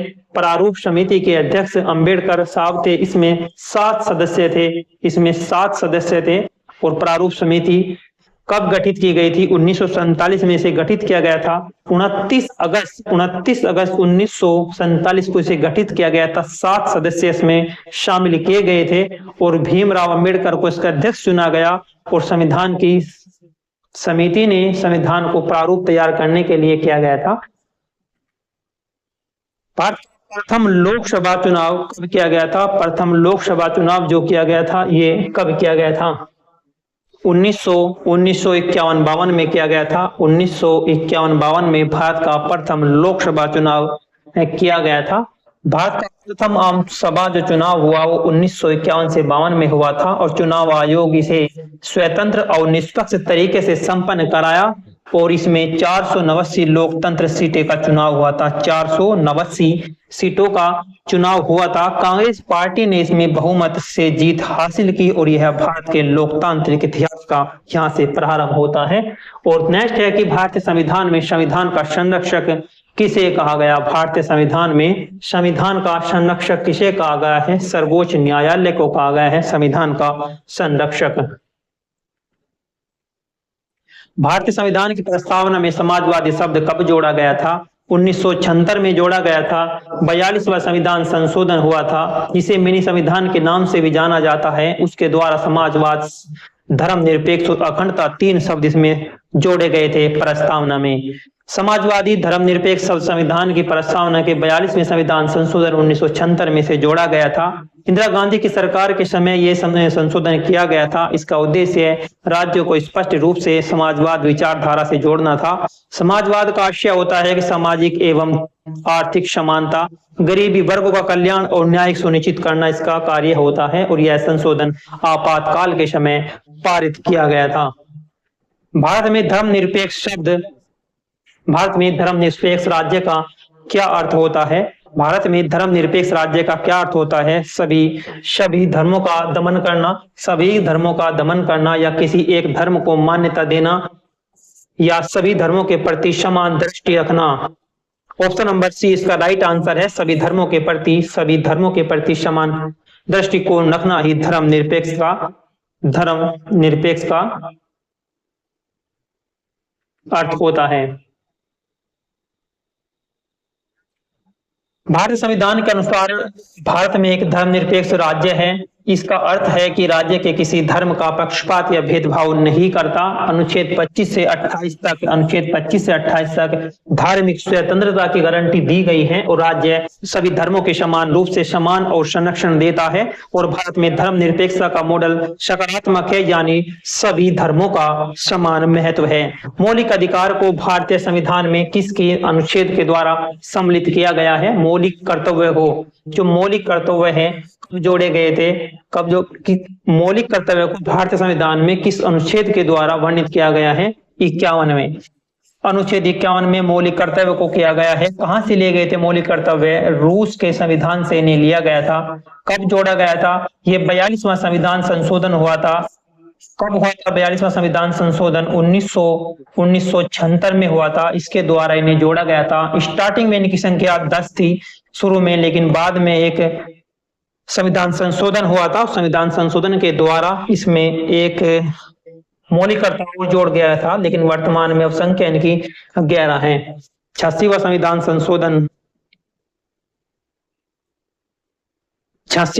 संशोधन हुआ था 2002 में। इसके द्वारा 11वां संविधान जोड़ दिया गया था। ये क्या था कि 6 से 14 वर्ष के बच्चों को शिक्षा देना, ये में जोड़ा गया था। जो 11वां ये अधिकार था, मौलिक अधिकार।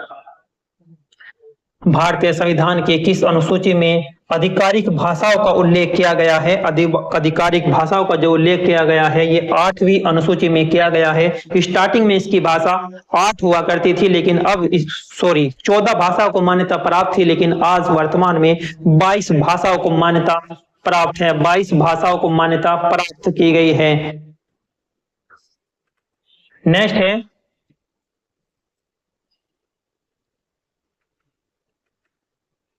प्रारंभ में इसमें 14 भाषाएं थी, वर्तमान में 22 भाषा सम्मिलित की गई है। 21वीं भाषा संताली, मैथिली और डोगरी और बोडो। और 92वें संविधान संशोधन 2002 में जोड़ी गई थी और इनमें भाषाओं में विकास और संरक्षण की जिम्मेदारी केंद्र सरकार की होती है। और नेक्स्ट है कि भारत संविधान की किस अनुच्छेद के अंतर्गत राष्ट्रपति आपातकाल की घोषणा कर सकते हैं। तो राष्ट्रपति आपातकाल का मतलब होता है राष्ट्रपति आपातकाल की घोषणा कर सकते हैं, तो वो है अनुच्छेद 352। अनुच्छेद 352 में घोषणा कर सकते हैं। अनुच्छेद 352 में राष्ट्रीय आपातकाल की घोषणा से संबंधित है। यह घोषणा तब होती है, यह युद्ध, बाह्य आक्रमण या सशस्त्र विद्रोह की स्थिति में लागू किया जा सकता है। अब तक भारत में 3 बार राष्ट्रीय आपातकाल लगा है। अब तक भारत में कितनी बार राष्ट्रीय आपातकाल लगा है? 3 बार। कब लगा? 1962 में लगा, 1971 में और 1975 में। 1962, 71 और 75 में राष्ट्रीय आपातकाल लगा है। इसके दौरान संघीय ढांचा लगभग एकात्मक हो जाता है और संसद का कार्यकाल बढ़ाया जा सकता है और मौलिक अधिकार भी सीमित किए जा सकते हैं इन राष्ट्रीय आपातकाल के समय। भारतीय संविधान के नागरिकों में मौलिक अधिकार किस भाग में वर्णित है? भारतीय संविधान में नागरिकों के जो मौलिक अधिकार हैं किस भाग में वर्णित किए गए हैं? भाग 3 में इन्हें वर्णित किया गया है। मौलिक अधिकार भाग 3 में है। अनुच्छेद 12 से 35 तक मौलिक अधिकारों का वर्णन किया गया है। इसमें 6 प्रकार के मौलिक अधिकार दिए गए हैं, मूल रूप से 7 थे। अनुच्छेद 32 को संविधान की आत्मा और मौलिक अधिकारों का संरक्षक इसमें कहा गया है। 44वें संविधान संशोधन जो 1978 में हुआ, इससे संपत्ति का अधिकार मौलिक अधिकार से हटाया गया। संपत्ति के अधिकार को मौलिक अधिकार से हटा लिया गया और मौलिक अधिकार नागरिकों के लिए आवश्यक स्वतंत्र और सुरक्षा सुनिश्चित करते हैं। नेक्स्ट है कि भारतीय संविधान के किस अनुच्छेद में समानता का अधिकार वर्णित है? समानता का जो अधिकार वर्णित है वो अनुच्छेद 14 में कहा गया है कि समानता का जो अधिकार है वर्णित है। अनुच्छेद 14 में कानून के समक्ष समान विधि के समक्ष संरक्षण की गारंटी देता है। यह अधिकार भारत के सभी नागरिकों और विदेशी को प्राप्त है। यह सामाजिक न्याय और निष्पक्षता का आधार है। भेदभाव निषेध है और परंतु सकारात्मक भेदभाव आरक्षण की अनुमति देता है। यह भारतीय लोकतंत्र का एक मूलभूत स्तंभ है। भारत में राष्ट्रपति चुनाव किस पद्धति से होते हैं? भारत में जो राष्ट्रपति चुनाव होते हैं वो अनुपातिक प्रतिनिधित्व पद्धति के द्वारा ये होते हैं। भारत के राष्ट्रपति का चुनाव निर्वाचक मंडल द्वारा होता है। इसमें संसद के दोनों सदनों के निर्वाचित सदस्य और राज्यों की विधानसभाओं के निर्वाचित सदस्य भाग लेते हैं। चुनाव एकल हस्तांतरण मत प्रणाली के द्वारा अनुपातिक प्रतिनिधि से होता है। इसके उद्देश्य सभी राज्यों और संसद के बीच संतुलन बनाना होता है। राष्ट्रपति चुनाव संचालन भारत का चुनाव आयोग करता है। नेक्स्ट है कि राज्यसभा के अस्थायी अध्यक्ष कौन होते हैं? राज्यसभा के जो अस्थायी अध्यक्ष होते हैं वो कौन होते हैं? राज्यसभा के वे होते हैं उपराष्ट्रपति। उपराष्ट्रपति होते हैं पदेन रूप से राज्यसभा के सभापति होते हैं। वे राज्यसभा की कार्यवाही का संचालन करते हैं। इनकी अनुपस्थिति में उपसभापति कार्य करते हैं। उपराष्ट्रपति का चुनाव संसद के दोनों सदनों के सभी सदस्य मिलकर करते हैं और कार्यपालिका और विधायिका के बीच यह एक महत्वपूर्ण कड़ी का काम करते हैं। भारत के राष्ट्रपति को हटाने की प्रक्रिया क्या कहलाती है? अगर भारत के राष्ट्रपति को हटाने की प्रक्रिया महाभियोग कहलाती है। महाभियोग प्रक्रिया कहलाती है। अब तक इस प्रक्रिया के द्वारा किसी भी राष्ट्रपति को नहीं हटाया गया। यह प्रक्रिया अमेरिका के संविधान से ली गई थी। राष्ट्रपति को केवल संविधान के उल्लंघन के लिए हटाया जा सकता है। यह प्रक्रिया महाभियोग कहलाती है। संसद के दोनों सदनों में विशेष बहुमत से पारित होना चाहिए, तभी यह प्रक्रिया चलती है और अनुच्छेद 51 में इस प्रक्रिया को संबंधित है और आज तक किसी भी राष्ट्रपति पर महाभियोग नहीं लगाया गया। लोकसभा का जो अधिकतम कार्यकाल है वो कितना है? लोकसभा का अधिकतम कार्यकाल होता है 5 वर्ष का और राज्यसभा का अगर कहीं पूछा जाए तो राज्यसभा का कोई कार्यकाल नहीं होता, अस्थायी होती है राज्यसभा। सामान्यतः लोकसभा का कार्यकाल 5 वर्ष का होता है। ये अनुच्छेद 83 के 2 में उल्लेखित किया गया है। अनुच्छेद 83 के क्लॉज 2 में से कहा गया है कि राज्य आपातकाल की स्थिति में संसद इसका कार्यकाल बढ़ा सकती है। अधिकतम एक बार में केवल 1 वर्ष तक बढ़ाया जा सकता है। अब तक केवल आपातकाल 1975 और 77 में इस कार्यकाल को बढ़ाया गया था। नेक्स्ट है लोकसभा में धन विधेयक किसकी अनुमति से प्रस्तुत किया जाता है? लोकसभा में जो धन विधेयक है किसकी अनुमति से प्रस्तुत किया जाता है? ये किया जाता है राष्ट्रपति की अनुमति से जो है इसे पेश किया जाता है। अनुच्छेद 110 में धन विधेयक की परिभाषा देता है। धन विधेयक केवल लोकसभा में ही प्रस्तुत किया जा सकता है। यह प्रस्तुत करने से पहले राष्ट्रपति की अनुमति आवश्यक होती है और राज्यसभा केवल सुझाव दे सकती है। यह निर्णय लोकसभा लेती है। यह संसद के वित्तीय अधिकारों का महत्वपूर्ण प्रावधान है। भारत के चुनाव आयोग का गठन किस अनुच्छेद के अंतर्गत होता है? भारत के चुनाव आयोग का जो गठन है वो किस अनुच्छेद के अंतर होता है?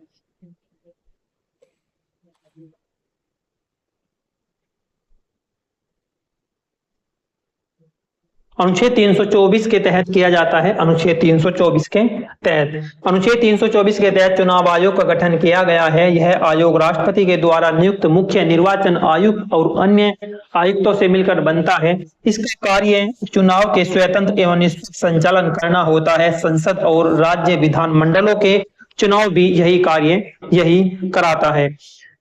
1989 में चुनाव आयोग को बहुसदस्यीय बनाया गया। नेक्स्ट है, भारत का संविधान किस देश के संविधान से न्यायिक पुनरावलोकन का प्रावधान लिया गया था? अमेरिका के संविधान से लिया गया था। अमेरिका के संविधान से। नेक्स्ट है, अनुच्छेद 370 किस राज्य से संबंधित है? ये जम्मू कश्मीर राज्य से संबंधित था। 2019 5 अगस्त 2019 से इसे समाप्त कर दिया गया है। भारत में सर्वोच्च न्यायालय का गठन कब हुआ? भारत में सर्वोच्च न्यायालय का गठन जो किया गया था 1950 में किया गया था। 26 जनवरी 1950 को किया गया था। 28 जनवरी 1950 को अस्तित्व में आया था। सर्वोच्च न्यायालय के न्यायाधीशों की सेवानिवृत्ति आयु कितनी है? सर्वोच्च न्यायालय की बात करें तो 65 वर्ष है। और वहीं उच्च न्यायालय की अगर बात करें, उच्च न्यायालय की तो होती है वो 62 वर्ष होती है उच्च न्यायालय की, और सर्वोच्च न्यायालय की 65 वर्ष आयु होती है। भारत के संविधान में कुल कितनी अनुसूचियां हैं? भारत के संविधान में कुल अनुसूचियां जो हैं 12 हैं। स्टार्टिंग में यानी कि पहले जब मूल संविधान बना तब इसकी संख्या 8 थी। बाद में 4 को जोड़ दिया गया है। संविधान संशोधन के माध्यम से इन्हें जोड़ दिया गया है। संविधान में प्रारंभ में 8 अनुसूचियां शामिल थी और वर्तमान में बात करें तो 12 अनुसूचियां हैं। 9वीं अनुसूची को जोड़ा गया था भूमि सुधार कानून को सुरक्षित करने हेतु पहली बार 1951 में जोड़ा गया था। 9वीं अनुसूची को पहली बार 1951 में जोड़ा गया था। 10वीं अनुसूची कब जोड़ी गई थी? 10वीं अनुसूची दल बदल से संबंधित है। 52वां संविधान संशोधन जो हुआ था 1985 में हुआ था। 52वां संविधान संशोधन, उसके माध्यम से 10वीं अनुसूची को जोड़ा गया था। 11वीं अनुसूची को और 12वीं अनुसूची को जोड़ा गया था पंचायत से, यानी कि 11वीं अनुसूची का संबंध पंचायत से और 12वीं अनुसूची का संबंध नगर पालिका से है। 73वें संविधान संशोधन के माध्यम से जोड़ा गया था 11वीं अनुसूची को, और 74वें संविधान संशोधन के माध्यम से जोड़ा गया था 12वीं अनुसूची को 1992 में जोड़ा गया था। भारत के संविधान की संघ सूची में कौन सा विषय आता है? संघ सूची में कौन सा विषय आता है? रक्षक सूची जो विषय है वो संघ सूची है। संघ सूची पर कानून बनाने का जो अधिकार है वो केंद्र सरकार के पास होता है, और एक राज्य सूची होती है। राज्य सूची में कानून बनाने का जो अधिकार है वो राज्य सरकार को होता है। एक होती है समवर्ती सूची। समवर्ती सूची में दोनों ही मिलकर कानून बनाते हैं। समवर्ती सूची में शिक्षा, विवाह, वन, दंड संहिता आदि इसमें आते हैं। संसद और राज्य विधानमंडल के अधिकार इन्हीं सूचियों से निर्धारित किए जाते हैं। लोकसभा की पहली बैठक की गई थी। नेक्स्ट क्वेश्चन है, लोकसभा की जो बैठक की गई थी वो कब की गई थी? 1952 में पहली बैठक की गई थी लोकसभा की। 17 अप्रैल 1952 को पहली बार लोकसभा का गठन किया गया था। 17 अप्रैल 1952 को जीवी मावलंकर पहले अध्यक्ष बने थे। कौन बने थे? जीवी मावलंकर इसके पहले लोकसभा अध्यक्ष बने थे। इसमें कुल जो निर्वाचित सदस्य थे 489 सदस्य इसमें निर्वाचित किए गए थे। यह भारत के लोकतांत्रिक इतिहास की शुरुआत थी। भारत में मंत्री परिषद सामूहिक रूप से किसके प्रति उत्तरदायी होते हैं? लोकसभा के प्रति उत्तरदायी होते हैं। भारत में न्यायपालिका की स्वतंत्रता किस अनुच्छेद में निहित है? भारत में न्यायपालिका की स्वतंत्रता किस अनुच्छेद में ये निहित है? न्यायपालिका ये अनुच्छेद 50 में निहित है। अनुच्छेद 50 में इसे निहित किया गया है।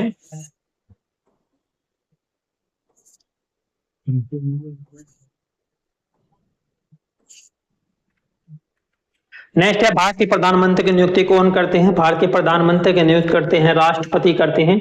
और भारत में वित्त आयोग का गठन कितने वर्ष में एक बार होता है? 5 वर्ष में होता है। प्रत्येक 5 वर्ष में वित्त आयोग का गठन किया गया था। पहला वित्त आयोग का गठन किया गया था 1951 में गठित किया गया था। वर्तमान में 15वां वित्त आयोग कार्यरत है। संविधान सभा के अस्थायी अध्यक्ष कौन थे, ये आपके लिए है। ये प्रश्न पहली बार भी रिपीट हो चुका है कि पहले अध्यक्ष कौन थे। तो ये यूपीपीसीएस के माध्यम से ये सेट था। 150 क्वेश्चन इसमें कंप्लीट कर दिए गए हैं। प्लस इन क्वेश्चन से अधिक महत्व रखते हैं इनके फैक्ट, जो परीक्षा की दृष्टि से अति उपयोगी हैं। तो आज के लिए इतना ही। जय हिंद, जय भारत।